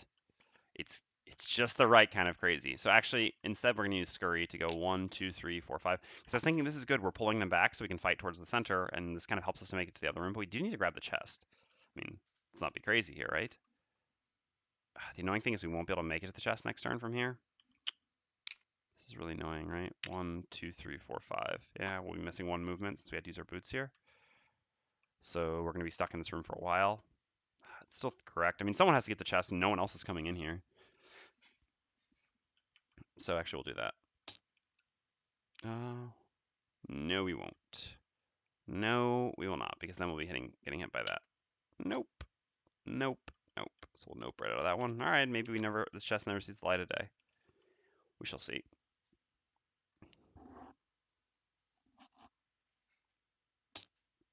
All right, so as the Cragheart, we perform the bottom of Unstable Upheaval's default move 2 to here. We don't heal from a region anymore because we're full. We use Crater, Consuming Earth, making an attack 3, range 3, push 2. We will target number 6 and use the push. Is there any reason not to? Since we're moving back, it doesn't actually change anything to push it. So it would have actually been better not to use the stun here. But we already flipped, so it's too late for that. Because keeping these next to each other for next turn, when we do for another massive boulder, would be good. But I guess we could just stay. No, because then this hits us.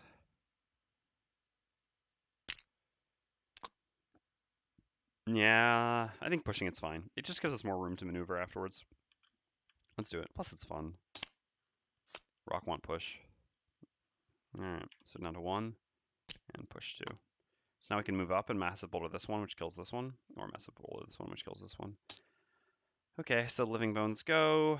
They have 4 and 3 movement respectively. 1, 2, 3, 4. Frost demons go. Create ice. Do nothing else, and we get a long rest on the diviner.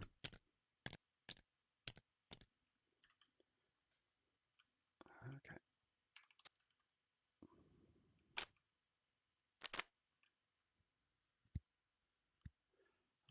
At this point, I think I care the least, probably about just this initiative card. Definitely need to keep my movement, any sources of damage. Yeah, I think I care the least about just the initiative card.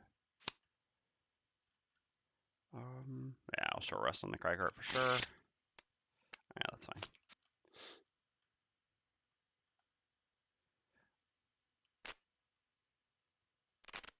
So I believe. So first of all, the frost was created by the Mindthief anyway, so it wouldn't have mattered. But it is so according to, I believe this has been brought up by ECO a couple times.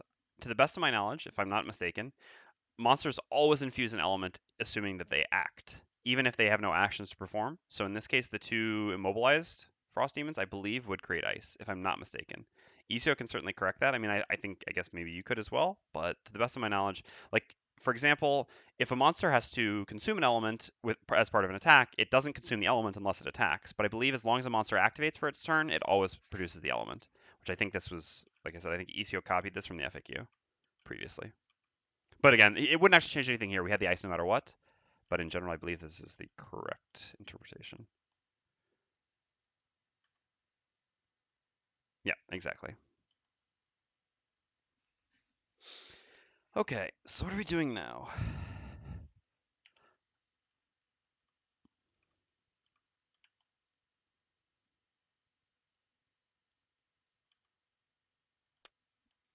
Massive boulder. Unstable upheaval.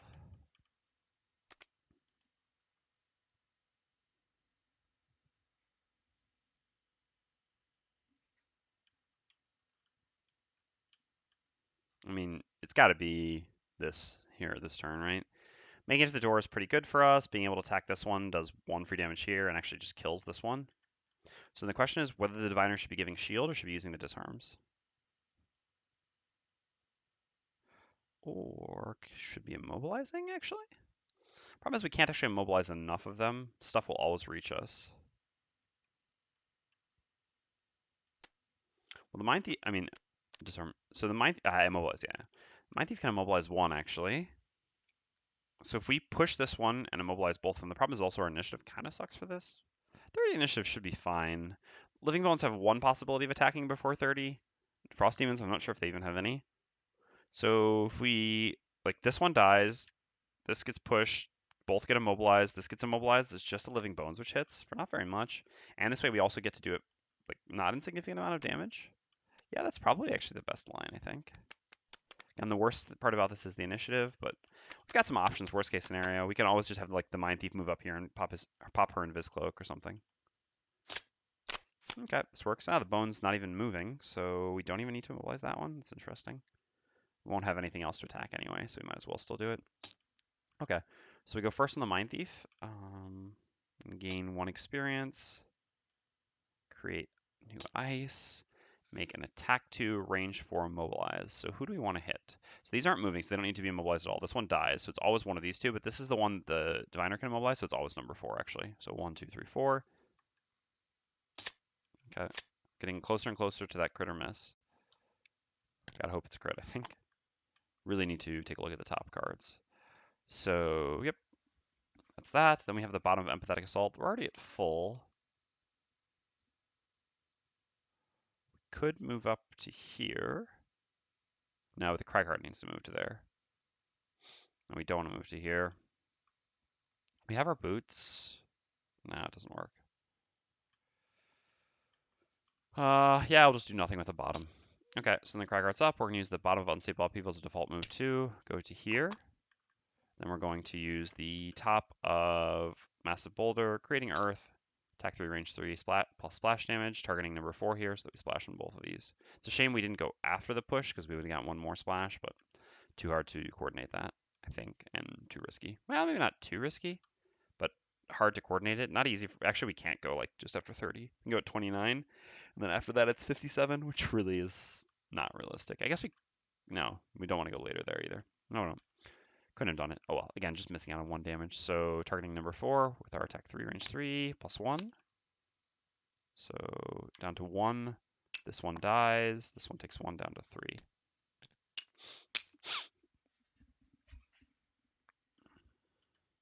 3. Okay. So then we go on. My mouse just messed up a little bit here. What's going on there?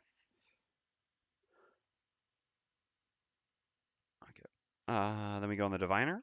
So we're going to begin by, the ordering really doesn't matter. We always have to immobilize this one. We always have to push this one. We don't have to immobilize this one, but we don't have any other targets. So yeah, it really doesn't matter the ordering. I guess we'll attack with the top first. So creating light, making an attack 3, range 2, push 1, targeting the elite, and we will be using the push. Okay, so 2 damage, down to 7, push to here. Then we'll use the bottom of Void Snare to do an attack 1, range 3, target 2, immobilize, targeting Frost Demon 2 and Bones 9. Okay, now, beautiful. Just put the immobilize here. It's not even necessary here because they're not moving this turn. Frost Demons go. Both lose their immobilizes. Living Bones go. Don't move. End of the round. So, I mean, Dirt Tornado is insane here. I mean, not insane, but as good as it gets. The annoying thing is that they have 1 shield. The 1 damage here is really nice. So Heaving Swing seems so good to get the 1 extra damage. I mean, Heaving Swing would add 3 damage here, but the initiative really sucks. It's very likely that the enemies might move up before then. So I think we're actually supposed to play Rumbling Advance just for better initiative. And it can still do, I mean, like we could use Boots, go here, do some direct damage, stuff like that. We've got options. Think the Mindthief deserves a long rest here, just to try to prolong longevity at this point. Let's see if our allies are doing enough things. We still have an Endurance Potion charge here that we need to use. Definitely want to take a look at the Mindthief's deck. We have Light, so we can do that. Yeah. I think we're going to short rest, actually, on the Mindthief. Okay. Again, we're not bringing back the Mind's Meekness because we still have an Endurance Potion charge. So, big move to attack this one, I think. And we just need any attack 4 is fine. Probably save the healing and the other movement for afterwards. I guess this gives us some flexibility, but no, we need to go after the Diviner. Diviner doesn't have the 9 anymore. That's annoying. So we actually have to use the 20. But I guess if we use it for a default attack, we can just Endurance Potion it back anyway. So if we need to go before that with the Diviner, it's actually kind of annoying. Otherwise, this is, no, 79. So 20 is when we have to go. Because we need to take a look at the Mindthief's deck before the Mindthief attacks. This is really important to guarantee we get this kill. So we're basically just playing this as for initiative. That's fine, though. I mean, it's kind of the same as if we just kept the 8, except here we have a 13. I guess the 8 would have been a little bit better here, but we're just going to Endurance Potion this back and do something with it later. Okay, here we go. Okay, fine initiatives, fine actions, looks good. So first up on the Diviner, we're going to gain 1 experience, consuming light, to look at the top 5 cards of the Mindthief's deck and put them back in any order. Yep, super happy we did this. Please tell me the crit's here. Oh my goodness, that's insane. The crit is literally the last card we haven't seen. So we're gonna have to look through the deck again at some point here to get the crit at the top, because we already put 2 cards on the bottom. So there were 6 cards here with the miss and the crit in them, and we got 5 cards without getting the crit. God, that's insane. All right. Well, I mean, obviously we're gonna put this in the bottom, or get strengthened on the miscrit. We don't actually have any instances of strengthen right now. We need to get those enhancements. Once we have enhancements, we'll be able to exploit the crap out of that with stupid empathetic assault enhancement. But For now, not possible. All right, we're just gonna do this and then just try to buy time. So we actually only need the +1 this turn because we need to do an attack 5 to hit the Frost Demon here. And our attack default attack is 4, so +1 is 5, so it's perfect. So we can save the +2 for afterwards. Okay, and then we use the bottom of Protective Aura as a default move 2, using an Endurance Potion charge to bring it back. Should we already start running up? No. I think we're just going to kind of stay in place. I don't really know if we should be moving or not, but I don't think so. We still have some stuff to deal with here, so let's just stay where we are. Okay, Mindthief's up. We're going to use the bottom of Feedback Loop as a move 4 jump. 1, 2, 3, 4 to here. We're going to use the top of Scurry as a default attack 2, +2 is 4, using our Endurance Potion charge to bring it back, so we're out of Endurance Potions altogether. Yeah, I'm not sure we make it to this scenario. Our flips were really bad. Alright, so we make an attack 5 in the end against this Frost Demon, which kills it. Let me blow my nose quickly, sorry.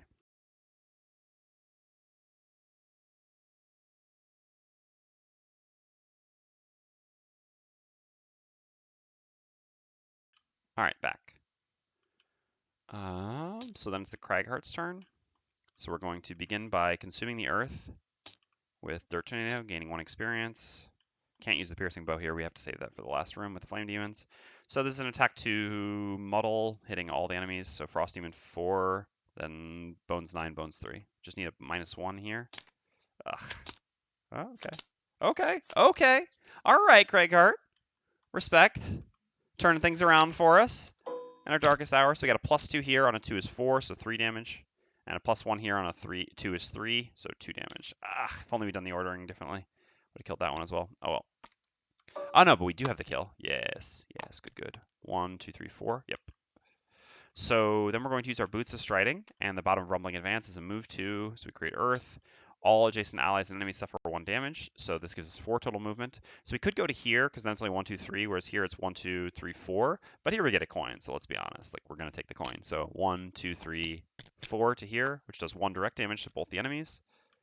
And hooks us up with our first coin, which kills this, and puts this down to 3. We're back in it.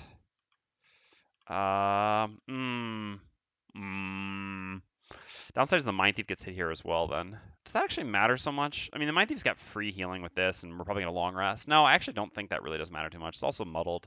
Yeah, I think I'd rather get the coin and, I mean, so what? Take 3 damage or 2 damage on the Mindthief, something like that. This is perfectly fine, I think.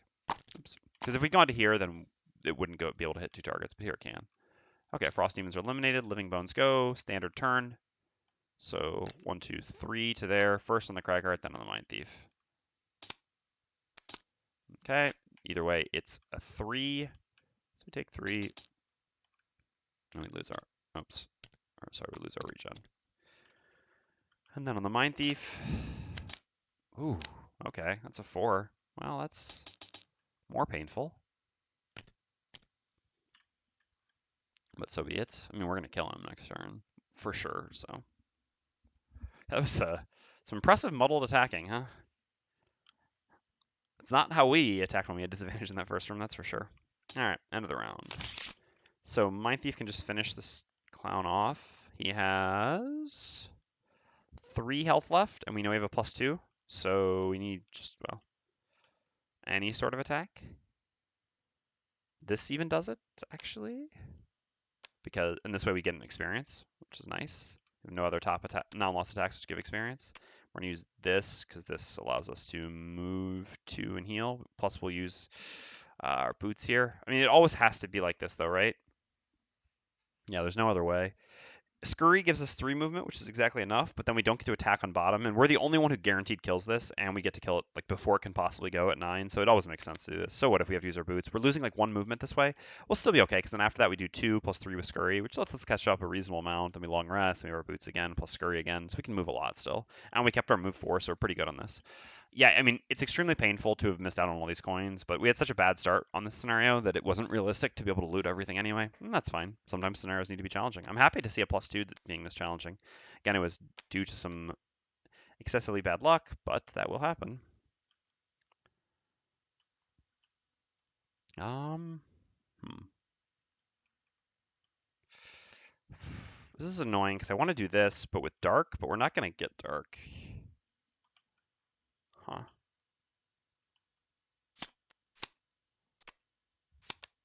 I wish I'd actually ordered it differently now, because then I could have put the miss on the bottom with just the 2. The only way we can get dark is by stunning an ally, but we don't want to do that this turn, but the problem is we need to do this next turn anyway. So it looks like we're just going to do an unpowered version of this. So the Mindthief will always heal up to full between Empathetic Assault plus the Long Rest, so we don't need to even worry about healing the Mindthief. Just start making our way up. There can be 2 coins here. Do we just grab these?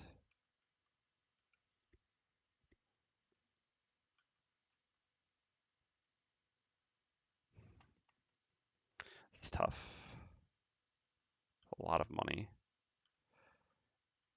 Maybe we just use our small move this turn, because we're going to have a big move and a small move. So this way, yeah, we can just heal ourselves and grab the 2 coins, because it's insane to leave up a pile of 2 coins like that. Like, we're not going to come get these, but...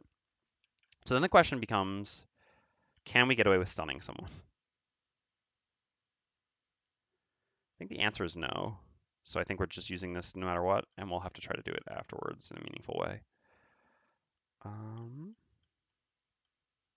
Moving things doesn't really matter. Placing rifts doesn't really matter. This is 1 experience. So we're always playing these 2 tops. Sadly, this one without Everdark.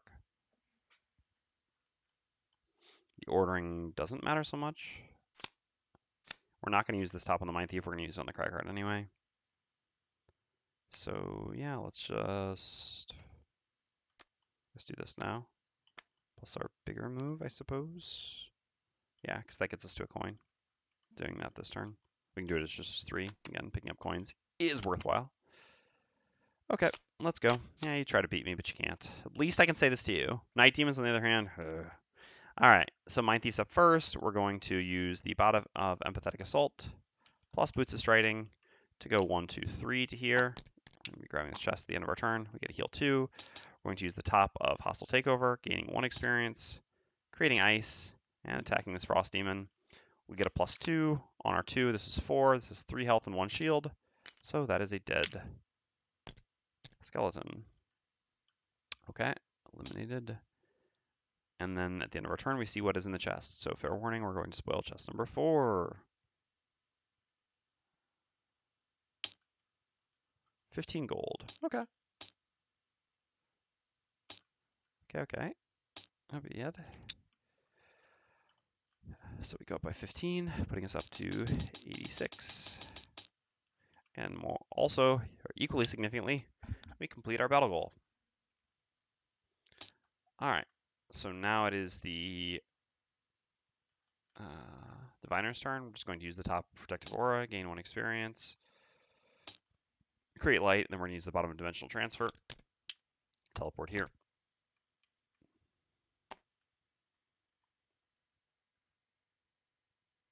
Not using your cool treasure cards. You can't right-click on the thing to make it go up or down by 10. I assume you're trolling, Yupski. Not on this mod. At least not on any one except the Diviner. Not using my cool treasure cards. What are the cool treasure cards? Oh, is it like stuff from Forgotten Circles, you mean? No, I'd rather this... Yeah, not in this mod, Yupski. I'd rather avoid any spoilers if that's the case. Otherwise, I don't know what you would be talking about. So here we're going to use the top of Nature's Lift. I mean, no, we can't reach the Mindthief. Doesn't matter anyway. Like I said, we can heal ourselves for 2 with the top of Nature's Lift. We're going to use the bottom of Crater as a default move 2. And move to here. Because again, 2 coins is too much to back up. Alright, let me quickly have a look at this link.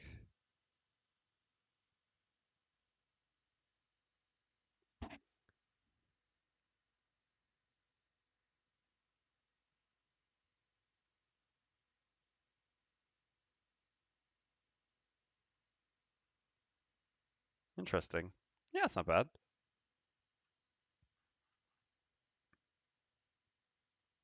Yes, it is a fantasy mod perk, for sure.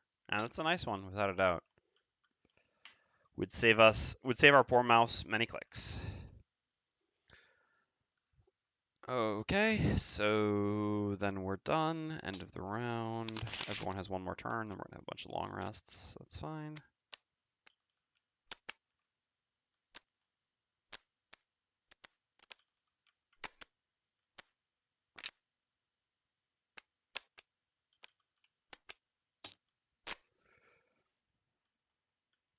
I figured, but I didn't know for sure. Okay, so we're going to use Scurry plus Perverse Edge, default move on bottom, 1, 2, 3, 4, 5. It could be one less space and grab a coin. Yeah, I mean, let's be honest. We would do this. It would be insane not to.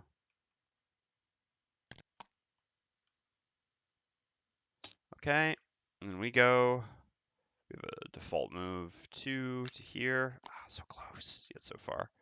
And then we're going to use the top of Anticipate Intricacies to look at the top 2 cards of a deck and put one on bottom, one on top. We're going to do this with the Cragheart. Okay, it's okay. It's not the most exciting ever, but we'll take it.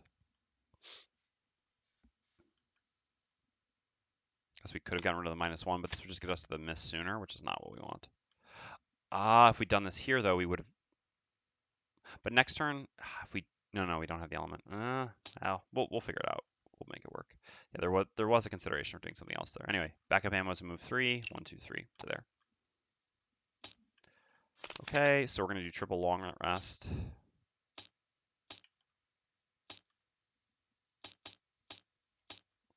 Refresh this, heal 2, refresh this, heal 1. Nothing to refresh there. I'm going to bring back the Mind's Weakness here for sure. Even though it doesn't actually give us an extra turn now, it's just pretty free to do it since we have nothing to do while traveling across anyway. Well, hold on. I mean, it's basically to gain an experience, but let's see.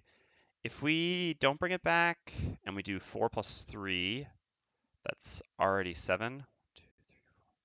Yeah, all right, I guess. And then the following turn, we can honestly, like, plus our boots, we've got 4 movement the next turn, plus an attack with hostile takeover. All right, let's keep Mind's Weakness up here. Again, there's just nothing to be gained except 1 experience by bringing it back. It is 1 experience, but assuming, like, if we do this plus Scurry here, we're actually in range to just attack next turn, so it makes more sense not to do that. All right, let's get rid of Empathetic Assault. At this point, healing is not the most important thing, and this is like both. I mean, this is a really, really good card, and this is going to be good the turn, like not this coming turn, but the turn after. So we lose a card there. All right. So we need to do some deck messing still. Shielding is probably not so important, but it's also our best initiative. Definitely need attacks at this point. So like we need this. Probably want these things. Could actually just be this, which is the card that we get rid of. I mean, yeah, we don't need the movement so much anymore. We're already pretty close into this room. I guess it could let us get to the chest in this room. I definitely still want my reordering cards. So yeah, it pretty much just comes down to one of these, and I think the initiative is more valuable. I mean, losing this is painful for the movement, because now we have no movement left in this class, but I guess we're just going to have to accept that we're not moving much. And the Invis stun just isn't where we need to be. When we're going to the last room, we're low on longevity. It's really important to have damage. Just delaying, like, CC is less valuable now. I mean, it's still very good, obviously, which is why we're keeping this combo. But all right, as for us. So we want this, want this, want this, want this, probably want-ish this. Yeah, I guess it's really easy to get rid of Nature's Lift at this point. We're all at full health. By the time, once we start fighting in this last room, we're not going to have the opportunity to do much healing anymore, so it doesn't really make sense to keep that. Pretty easy choice here. All right. So this card plus this card. So what we want to do, yeah, we're going to kind of dirt a little bit here on the Diviner, but it's so important for messing with the Mindthief deck. If only we'd just gotten 1 card deeper. We could have put 1 on the bottom and then we could have made it work without having to do it over the course of 2 turns, but I think this is fine. Because if we look at 3 cards now, it doesn't change anything, so we need to create the light first. And we're just going to do a default move. So what do we want the turn we enter the room? Probably this combo. I think that's probably a little bit more valuable than this attack. So this turn we can even just do... No, we have to do that top. Free regen on bottom. So it basically leaves us with any of these cards. So no, we need to play this next turn. So it leaves us with one of these 2 cards to play now. Yeah, so we can't get free regen on bottom. We could set up a free rift, but I think, again, we'll be here, so I think we can do some good stuff with these rifts. So it doesn't really matter which one of these 2 cards we play here. Sure, let's do this. As for us,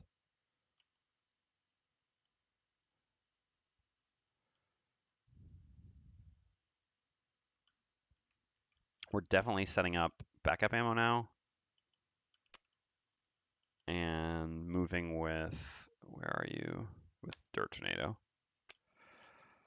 And then the following turn, I don't really know exactly what we'll do, but then the turn we enter the room, we're just going to do a backup ammo massive boulder, which is pretty much how we win this scenario.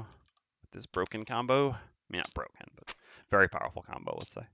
Okay, so we're going to use the bottom of one of these cards, as of duality shards as default move 2. Moving on to this coin. We're going to use the top of Protective Aura, gaining 1 experience, creating light, and doing nothing. Basically just gaining 1 experience and creating light precisely. Then we go on the Mindthief. We've got a move 4 plus a move 3. So 1, 2, 3, 4, 1, 2, 3. Cragheart goes. We've got the bottom of Dirt Tornado as a move 3. 1, 2, 3. No reason to use the boots yet. Doesn't really change anything. And we're going to activate the top of backup ammunition. On your next 4 ranged attack actions, gain add target. All right. Here goes. Oh, we didn't. Because we have to go after the Mindthief here. So the Mindthief's actually going to make an attack first, presumably.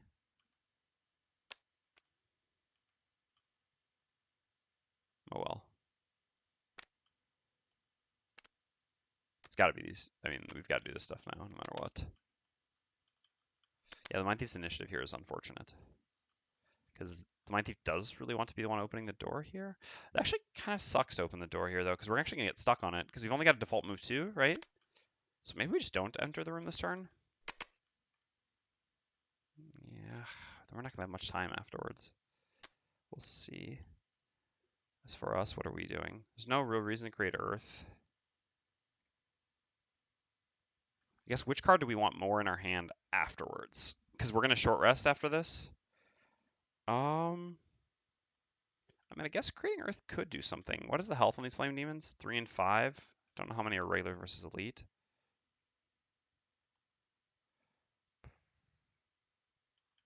So if we create Earth with Rumbling Advance here...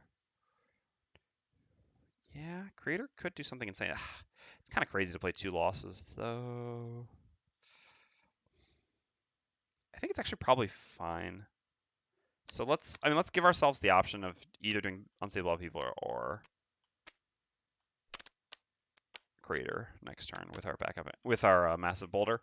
The downside of this is we're going to not have Rumbling Advance in our hand afterwards. I mean, we're not going to guarantee to be able to keep it after the short rest, which is a little bit unfortunate, but I still think giving ourselves the option to potentially Creator is worth it.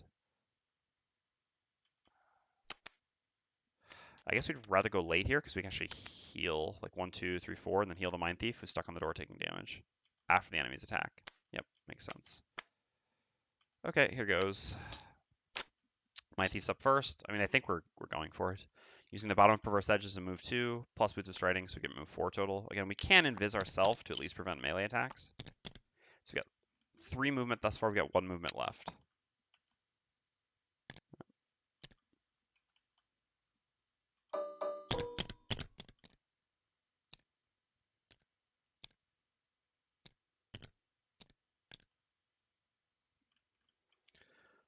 So 3 regular Flame Demons. Alright, that's good. Flame Demons. Alright, that's good. This is much, much easier to deal with. Elites would have been a much bigger issue. Regulars, we should still be able to win.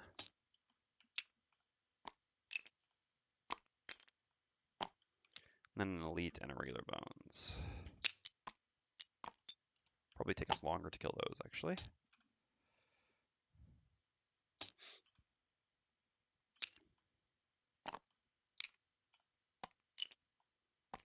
Okay. What are they all up to?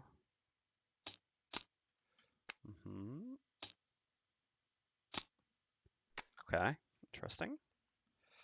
That's certainly fine. So we have 1 movement left on the Mindthief. What are their retaliate ranges? Their retaliate ranges are 2. 3 shield. Hitting them doesn't do much. Hitting over here do 1 damage. Getting rid of this modifier doesn't really change much either because I'm just going to end up putting the crit like probably on top. So this is interesting.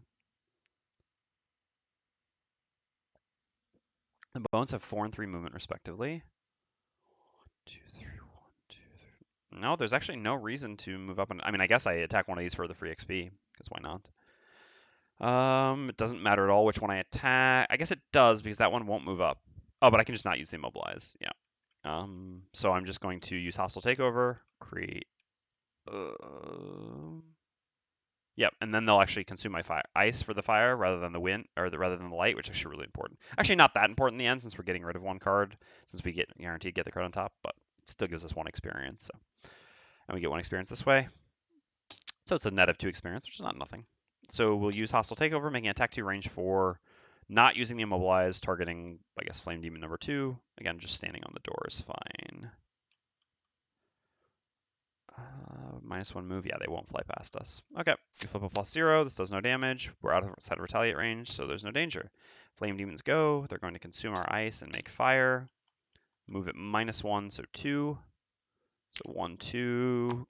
So gotta make their traps. So these are 4 damage traps. This is actually just gonna be good for us against these against these living bones. So here. And then you 1, 2. And then here, and then you, 1, 2, and then here.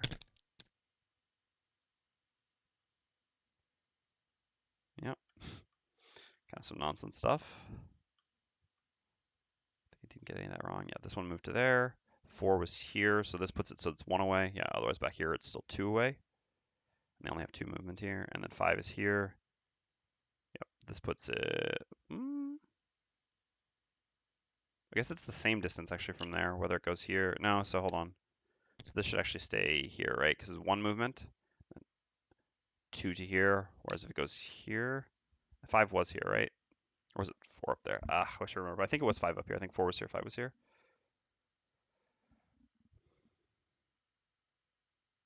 Yeah, so it actually does stop here. It's a little bit more annoying because it makes my splash worse. And then places this here, which I guess is kind of better. So that's okay. Yeah, it's so-so. It's so-so. All right, and the living bones go. So they have 4 and 3 movement respectively. 1, 2, 3, 4. 1, 2. So the focus is here. So yeah, it does move to there. 3. Okay. Some beautiful clumping in there. So then we go. Going to use the bottom heaving swing as default move 2. 1, 2.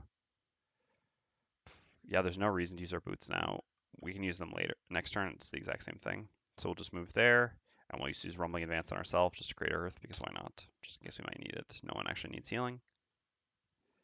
And then the Diviner is going to go. So we actually have a very interesting question now, which is whether it's more important to have the Cragheart get some guaranteed hits or the Mindthief. The Cragheart is actually about to use Piercing Bow plus backup ammo to theoretically kill 2 of these Flame Demons. How about Crater? How does Crater work? 1, 2, 3, 4, 6 to here. This is 2 direct damage to all of them. Then we attack here. This is 1 direct damage to both of them. And attack here. This is 1 direct damage to this. This executes all of them, but our initiative is terrible. This never works. They never stay where they are there. So instead, it's got to be Unstable Upheaval, which requires us moving onto the trap, or the Mindthief moving back first, or jumping over first, or something like that. Yeah, I mean, at the same time, I think getting a guaranteed crit is worth it. We could actually just kill the front Flame Demon with a guaranteed crit, which also makes it easier for the Cragheart to just then kill the other 2 with the backup ammo Piercing Bow. So, yeah. All right, so we just moved our 2, right? Yep. If Mindthief goes invis, Mindthief going invis wouldn't change anything. They would still move. No, because they're flying, so they'll fly over an invisible obstacle. So yeah, better to look at the Mindthief stack. So we're going to consume light, gain 1 experience, and look at the top 5 cards from the Mindthief stack and put them back in any order. Top 5, all the cards. Yeah, I think I'd rather just get the guaranteed crit right away and then be able to draw after that, rather than like getting a +0 isn't bad because it's predictable. But in this situation, I think I'd rather just have the guaranteed crit right away. I'll just put them all back like this because I know what's going to happen here. Again, because the guaranteed crit on a 4 is 8, and against a Flame Demon, that's just a guaranteed kill. Whereas getting a guaranteed 4 here doesn't do very much. Okay, and then we have the bottom of Anticipate Intricacies actually does something. So we can actually throw out 2 curses and create dark. That's not bad. Not sure that the curses mean much at this point, but why not? Would have been better for us to move back for the Cragheart. No, we're just going to have the Mindthief run back right away. All right, so the Mindthief needs to do a short rest. We actually can use the Mind's Weakness here, because the Mind's Weakness is an attack 3, crit is a 6, and these have effective 6 health. So that actually works, so we can bring this back for an extra turn. So short rest, can't lose the Mind's Weakness. All right, that's fine. So Mind's Weakness plus earliest possible initiative. Pretty clear line here. So Cragheart, again, these 2 things. Also pretty clear line. And Diviner, also these 2 cards. We'll see what they end up doing. Better initiative is better. All right, let's go. Ouch. Hurts a bit. It's kind of okay. This is also annoying because this is before our Disarm Rift. Ugh, yeah, this is really annoying. They got some good flips this turn, but we're not out of it. We're not out of it. All right, Flame Demons go. So they're all in range to attack except this one, which needs to move back 1. We can choose, but I think we'll have it go back to here. Certainly makes more sense for what we're going to do. They all get to attack the Mindthief, all of them attacking at -1. So 2s each time. Okay, happy we shuffle those curses in. I'm sure I pressed shuffle, but now I'm not sure. Son of a bitch. This happens all the time. Did anyone watch? Did I press shuffle? Did I shuffle this when I threw the 2 curses in, or did I not? I'm so sure I did it. It's just automatic at this point. That's why I don't think I remember when I shuffle. But now having the 2 curses on the top does make, it's the only reason I doubt. Not that this couldn't happen, but it's also just not very likely. I mean, there was one more curse in the deck. Does anyone know? You did shuffle? Okay, thank you very much. God, it would have been painful to have to throw away these curses to a mistake. Thank you very much for catching that. I was so sure that I shuffled, but when I see stuff like this, I just doubt myself. All right, so then we have one last attack, so this was just very fortunate for us. Okay, so Mindthief in the end just takes 1 damage. Great.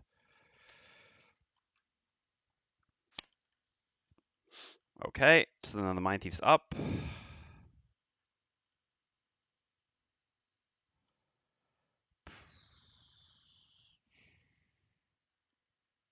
Yeah, it still makes sense what we're planning there. So let's just use the bottom of Perverse Edge as a default move 2.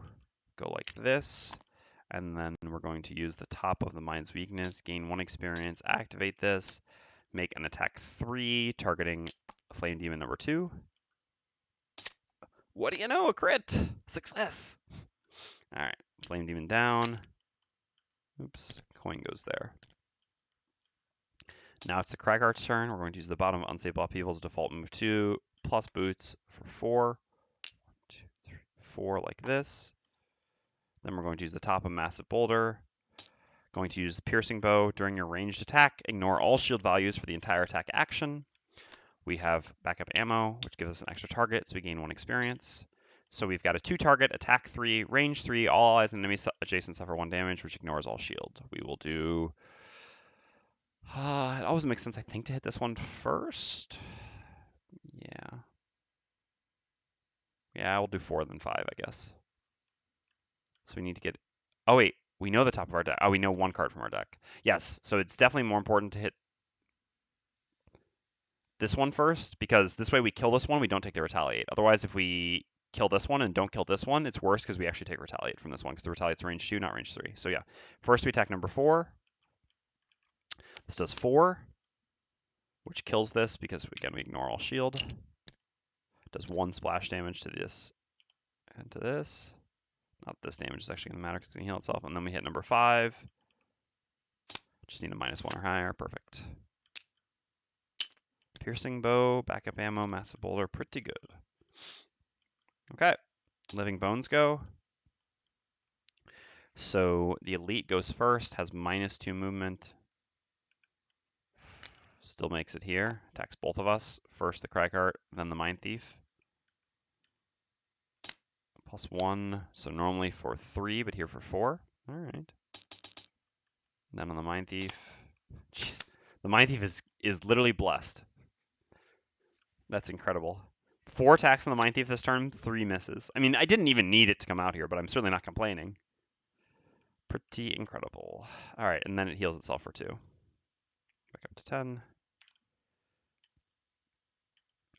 And then this one, no, its focus will be here, because here would be into a trap, whereas it can eventually make it here.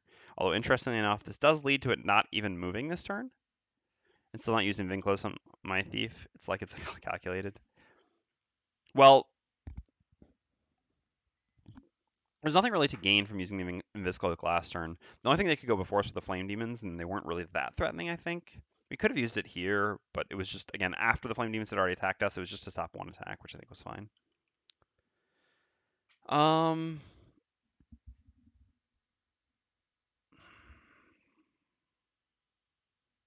Yeah, so it has -2 movement, so it's only 1 movement. So funnily enough, it's just not going to do anything because its focus is actually here. This is the only spot it can make it to without walking through a trap, which is what it chooses to do. But it can't actually make the 2 movement to go here, so it just doesn't move. And it's already at full health. Yep. So nothing done there. So now it is our turn on the Diviner. Time to toss out some Rifts. So I guess we can only ever disarm one of these.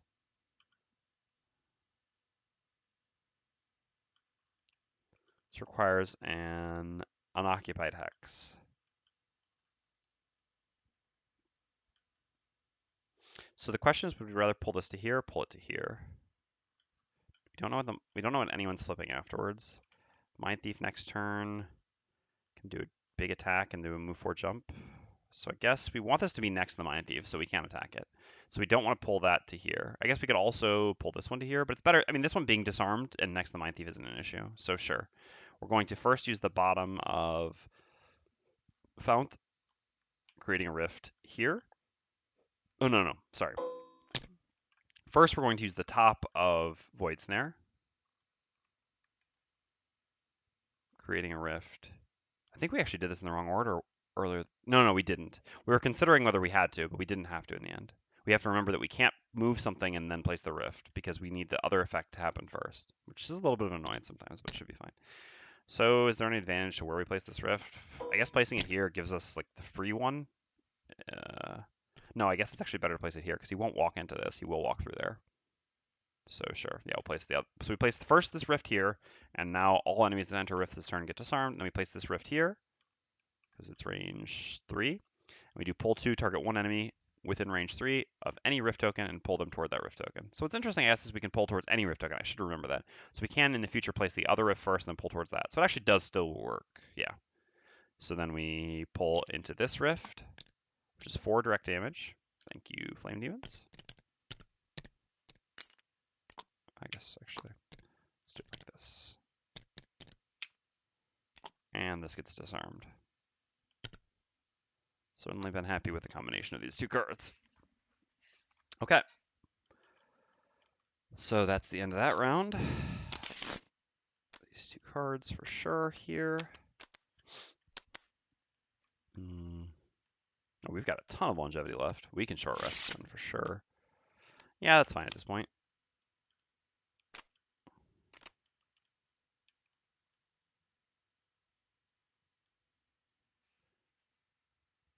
Ah, geez. Interesting.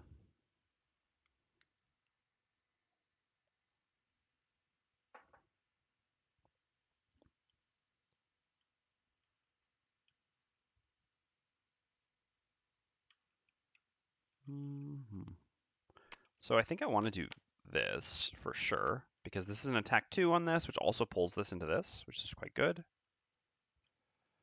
And alongside that, what top do we want to use?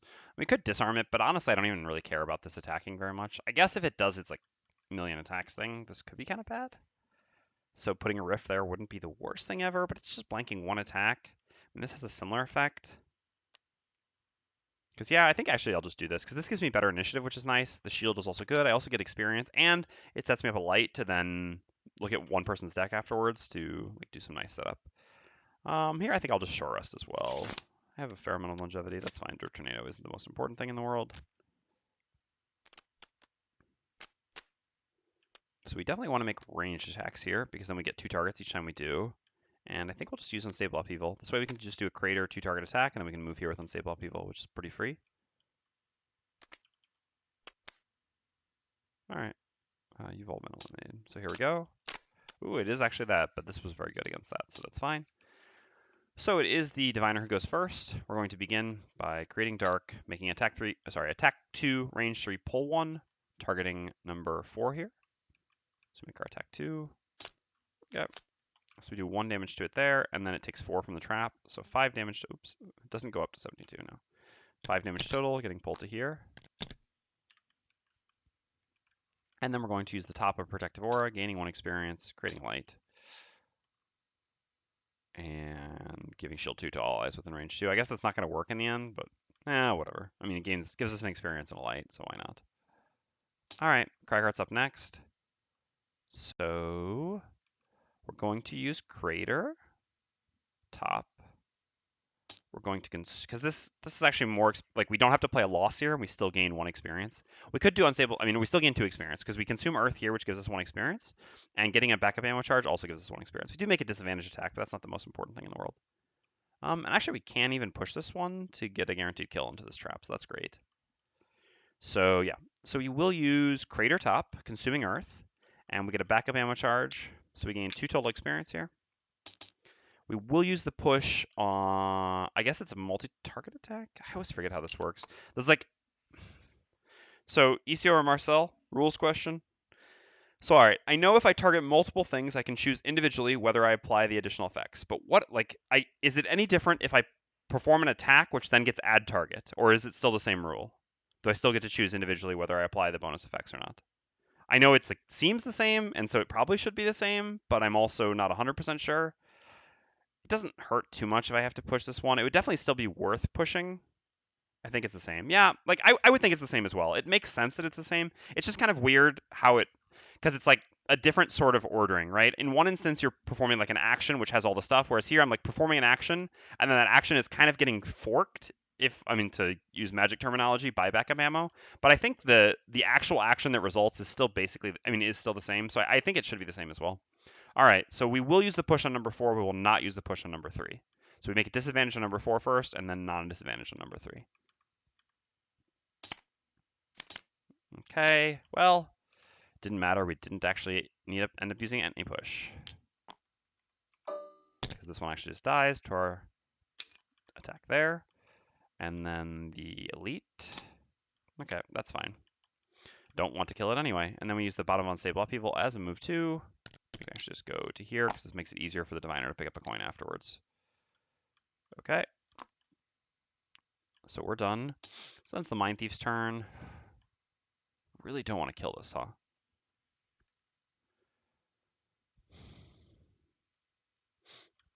How likely is it we kill it?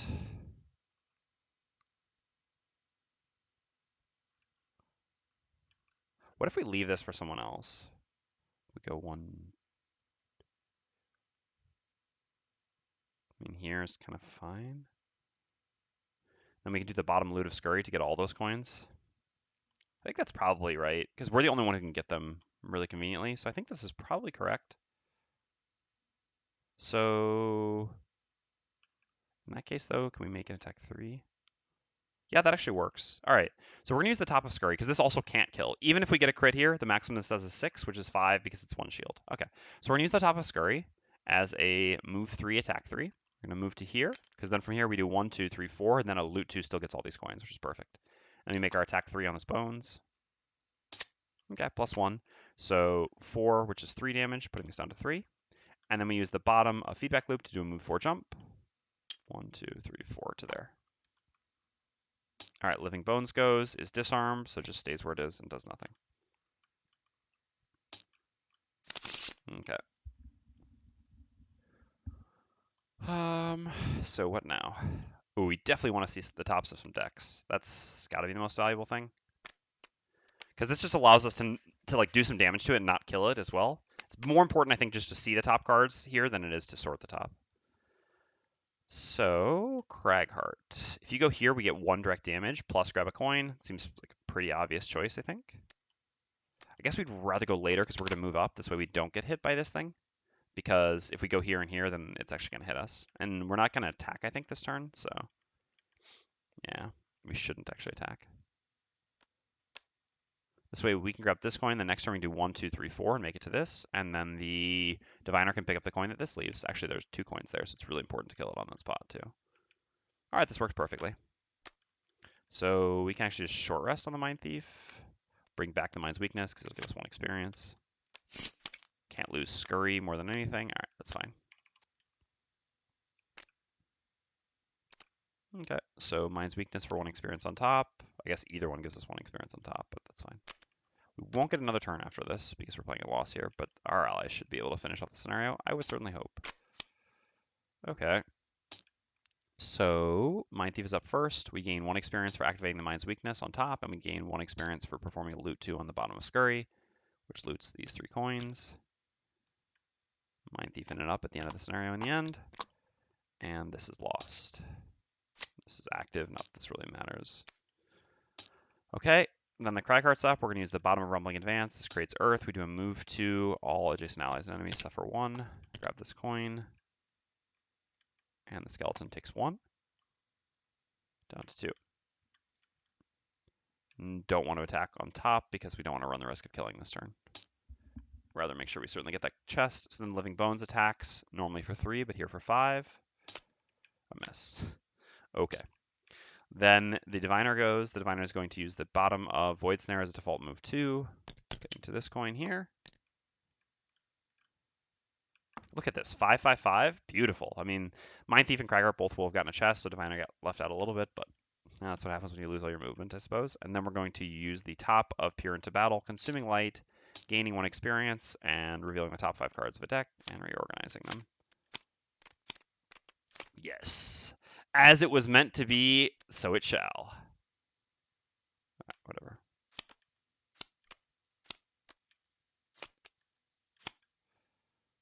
Beautiful. Okay, so that's the end of the round. So what we need now, the Diviner's going to short rest. Mindthief is actually eliminated by Little Girl. So short rest here as well. That's fine.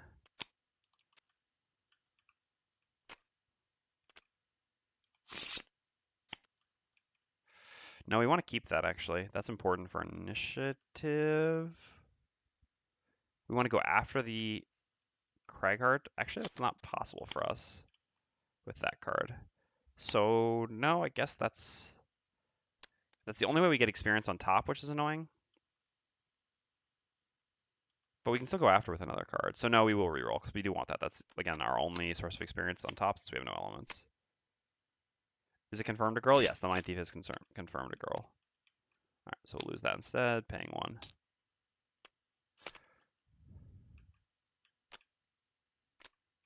I mean, of the female sex, not a girl, I guess, but whatever. Okay, so we play this because this gives us experience on top. Whatever we're going to do, we're just going to do a default move on bottom. And the Cragheart is just going to finish this on top. Even if it does its Healy Shieldy thing, I think we kill it. I think so, yeah, we would exactly kill it because we're going to do Unstable Upheaval to attack for 6. It would go up to 4 and have 2 shields, so we'd still get it with exactly 6. So it has no possibility of doing anything here that matters. And we use this as a move. Actually, I guess we use Crater to get 1 additional experience as well. Every point of XP matters. The sooner we get to Rock Slide, the better. Okay, here we go. Surely enough. So it gains 1 shield and heals itself for 2. So it's back up to 4. It has 2 shield. Okay, Cragheart's up. We're going to use the top of Unstable Upheaval, consuming Earth. I guess we would get it with this extra damage as well. Gaining 2 experience here, 1 from playing this, 1 from consuming Earth. We're also going to gain 1 experience for playing Crater in a second. So we perform an attack 3, target all enemies up to 2 X's away. We attack. A crit! Ooh, what do you know? So our 3 becomes a 6. This enemy has 4 life and 2 shield, so it dies.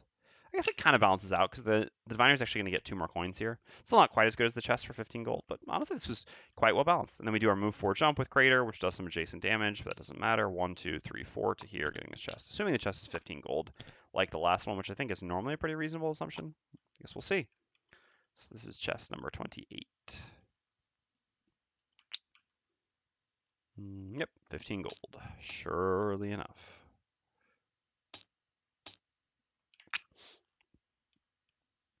Okay, let's gain our 15 up to 40. And then the Diviner goes. We use the top of Protective Aura for 1 experience. We use the bottom of Anticipate Intricacies for a default move 2. Moving to here. Well, it was a pretty close one. We definitely would have lost here on +3 difficulty. There's no doubt about that. We had a little bit of margin at the end here, but definitely not enough that +3 would have been fine. I mean, losing is also fine, but again, it's important to advance the campaign. Okay, let's have a sip of water. And do our post-scenario stuff. Alrighty. This here.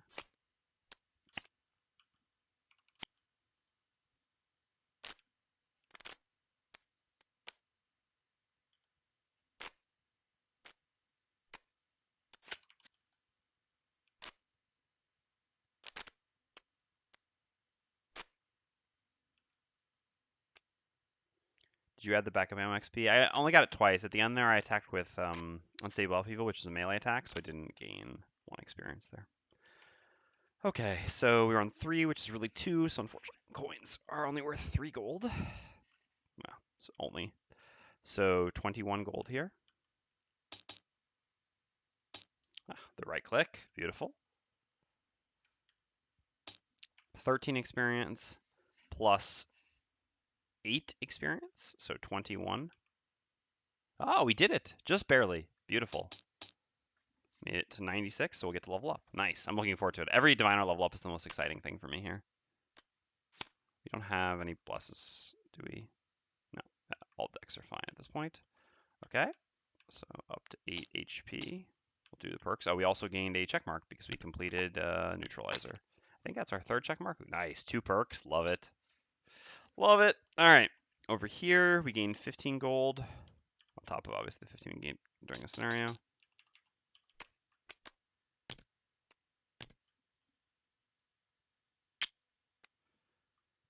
So 15 gold, it's up to 84. Oops. 15 gold, puts us up to 55. Man, I keep doing that wrong. Is it backwards? No, it's not even backwards on that. I'm just... No, the right click works on this one because this is a sheet from the other mod that, because this is where the Diviner comes from, the other mod, and Marcel shared it with me. These sheets are not from the other mod, so unfortunately they don't work. It's a fair point that I should probably just grab the sheets from the other mod. I will say though, I mean, obviously it's a small thing, and I like the automated level ups.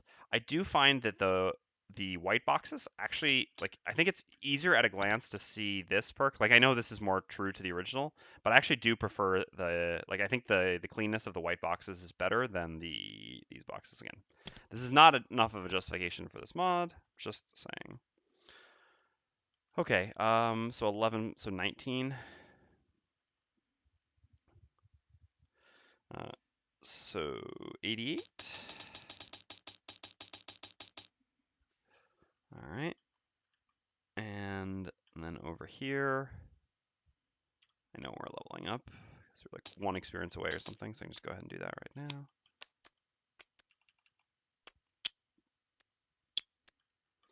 Okay, so we gained, yeah, I mean, Mindthief experience, right? Again, so 25.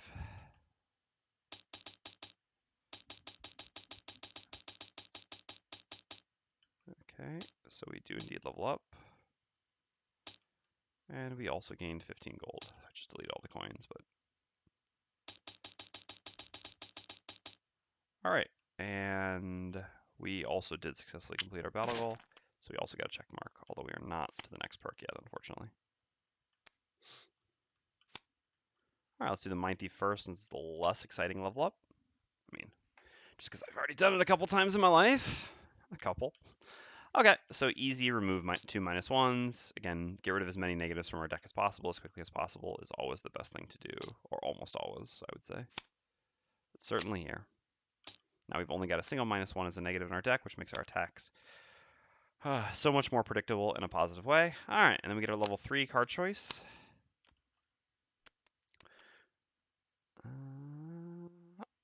So, on the left we have Brain Leech. Attack 4, range 4, heal 4 self, loss on top, creates dark. As some light, the element has some synergy with the Diviner, but the Diviner again still creates so many elements that it's not that necessary. Bottom, attack 1, which is really attack 3, strength and self. This is a tough card to use. It's really not bad at level 3. It's like actually pretty decent. It scales really poorly because it's such a small amount of damage that it's not reliable to be able to like do this and try to finish off an enemy adjacent to you between this attack and another attack, something like that. So even though I think Brain Leech is the better card at level 3, I think it levels much worse. And in general, I actually just lean towards Silent Scream at this point, which is just really nice action. So Silent Scream, I mean, the top augment is pretty much nonsense. The only time we'll use this is if we're on boss fights that are like immune to poison.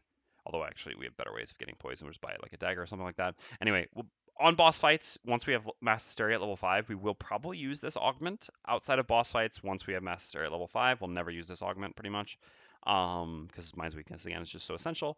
But the bottom is really nice. Again, it's a move 3 that pushes, and we end up with more ice than we use. Already we have 2 sources and only 1 spender, so the ice on the extra push is pretty free. It's a really powerful push action on bottom, which gives us a lot of flexibility to work with traps. Ultimately, I think this is just a better scaling card than Brain Leech, which is just not a card you end up wanting later on. So we'll take this. We'll take this one, Silent Scream, over Brain Leech, because we're in it for the long haul with our Mindthief. Cragheart doesn't gain anything, didn't even gain a check mark. It's a tough Crag life. All right. So Diviner gets 2 perks. It's time to go in for the good stuff at this point. No more nonsense. Time to take the best perks in the game. Remove 2 -1s. Replacing zeros with positive effects is certainly interesting, but at this point it's better to just get the negative modifiers out of our deck. And removing 2 -1s is just more consistent than removing a single -2. Traditionally, when you remove -2, you get to do something like adding a 0, which actually, like at the time, helps your deck a bit more. Ultimately, with a higher level deck, the removing -2 and not adding a 0 is certainly a lot better. So this is actually a better perk than the other ones eventually, although right now it's actually a little bit worse, because again, a +0 actually, well, actually in their decks isn't even that great anymore. So I don't know. I guess it's not even really worse anymore. But ultimately, they're removing the -1s. Well, the thing is, all right. So the reason why we removed -2, for example, here first is again to completely eliminate one possibility for an amount of damage. But because the Diviner is not really a damage dealer, we're pretty much never counting on the Diviner to be the one to finish an enemy off. So having a predictable amount of damage, knowing that we can't ever draw -2 for the Diviner is less significant, and I'd rather have 2 less of these so that they come, which comes up twice as infrequently with how infrequently we attack. It's more likely that we just would draw 1 -1 and not a -2, even though overall the average ends up being the same for moving the -1s to the -2. All right, so let's get all those -1s out of our deck. So we actually have no more -1s. And our next time we get a perk, we will certainly get rid of the -2 to have completely removed negative cards from our deck.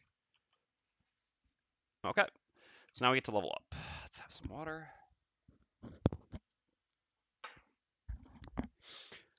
All right, so I glanced a little bit ahead at this, and I'm not really any closer to making a decision. All right, so on the left we have Call of the Nether, sorry. Attack 0, range 3, curse, create dark with this 4 hex sort of removed honeycomb targeting.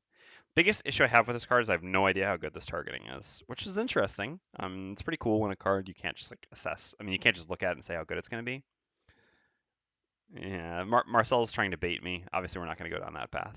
But anyway, so ultimately, this attack is very tempting. I'm not sure how good it is because I'm not sure how good this targeting is. I imagine I can consistently, I'm sure I can consistently hit 2 with this targeting. I'm not sure how frequently I get to hit 3 with this targeting. So it's a really interesting question. The dark creation doesn't really matter so much. Adding curses is quite nice. The dark, we just always have more than we need, basically. So anyway, the top seems good. It's tough to say how good it'll be, but I'm already tempted by it, certainly. especially like I think of the two cards, this is certainly the better scaling card because, well, I mean, this is like a pretty good scaling effect as well, so it's tough to say. I mean, our deck gets so good though that any opportunity to hit a bunch of enemies with attacks seems very good. At this level right now, this attack isn't very good because it's not really going to deal any damage most of the time. I mean, as far as an attack, it still gives curses, which is fine. Anyway, on bottom, we can consume a dark to place one rift token in the hex you occupy. So again, we frequently have more elements than we use, so it is certainly very viable that we could place rifts with this. And then we teleport to any hex an enemy occupies within 5 hexes of you and simultaneously teleport that enemy to the hex you occupy. So obviously by placing the rift first, we can have used the disarmy top first of Void Snare, and then that enemy will at least get disarmed for 1 turn. This is interesting. The difficult part of this is a lot of times this is going to lead. I mean, so when we play with something like this party, we often fight front to back, in the sense that we like draw enemies towards us and fight them as they come, right? And that's going to be even more so the case once we get the Cragheart to level 4 and have Rock Slide. So having to teleport to where an enemy is typically going to put the Diviner out of position. So I'm not actually sure how useful this bottom will be in our party.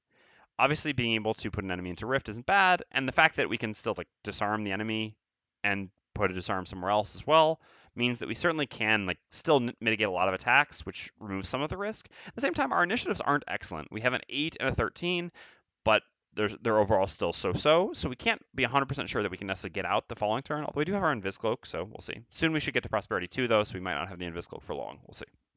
Anyway, this is nice because it has 2 halves. The top half seems automatically good. The bottom half seems situationally powerful. Also, just placing more rifts isn't necessarily a bad thing, since we already have some benefit for rifts. Yeah, tempting card. We'll see. We have Envision the Course. Reveal the top 4 cards of any attack modifier deck, then place them back in any order. And if we consume an element, we can reveal the top 4 cards of a second attack modifier deck, then place them back in any order. Yeah, so this is really tempting action, right? I think of the 3 actions we've looked at this far, this is probably the best single action, certainly at this level right now. Like I said, this action might end up being better once you have like 10, 12 perks, something like that, when your deck is so good that just hitting enemies is so good because you can expect a really high amount of damage from your perk deck. At this point, our perk deck isn't that good. We're still, I would say, maybe no, I mean, we're certainly not even at a +1 average. We're like far from a +1 average. So like this is still more attack zeros than attack. I mean, maybe even 2 attack 1s and then an attack 0 again, which still gives curses, so not bad. But ultimately, like, this seems very powerful. And we also, again, we have elements more often than we want. This also gives us the flexibility of using either element, which is really nice.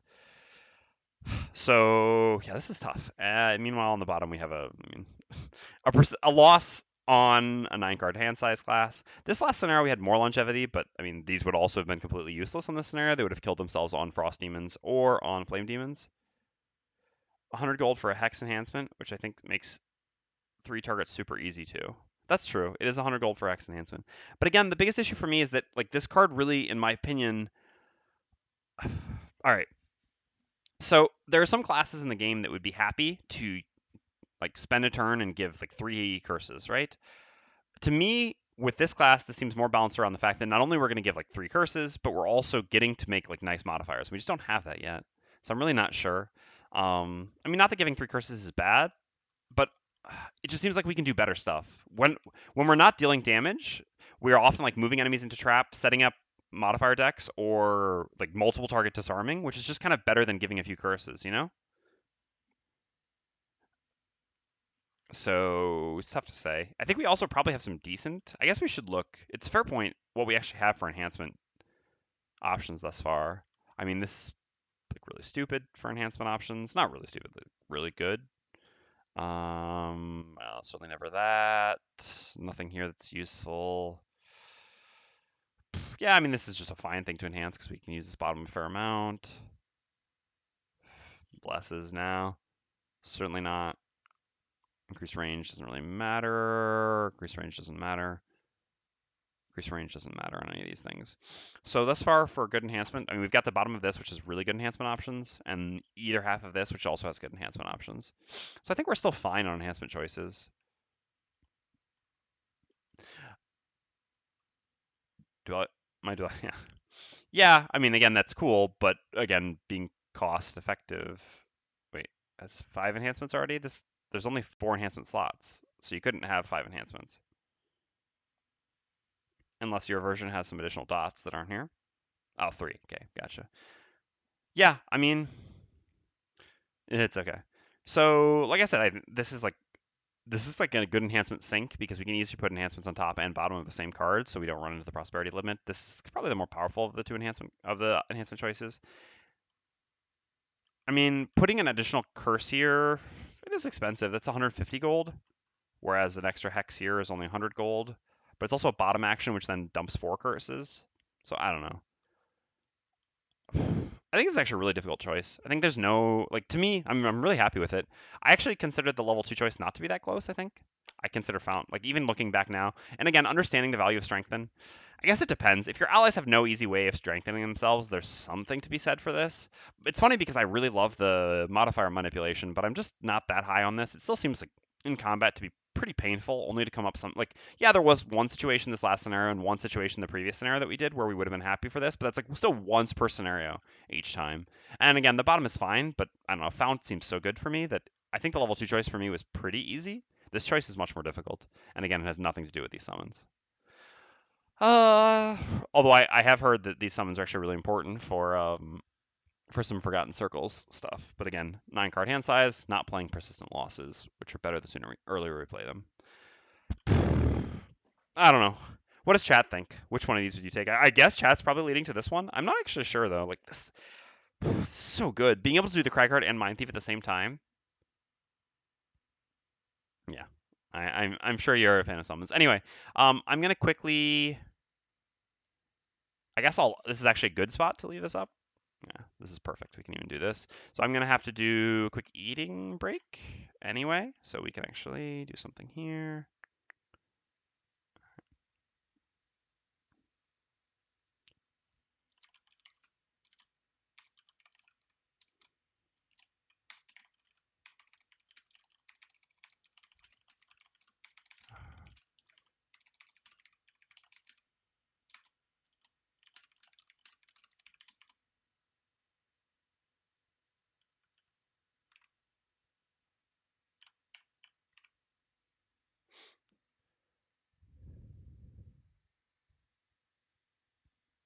That's a fair point. For experimentation alone, that could be a good consideration. Anyway, well, like I said, I'll be interested to hear your opinions in chat. I'm going to take about a 15-minute break to make myself a quesadilla and eat, and then we'll move on and do another scenario. We also still have to do the end of the scenario bonuses from the last scenario we just did, so don't forget that. Anyway, be right back in 10 to 15 minutes while I eat.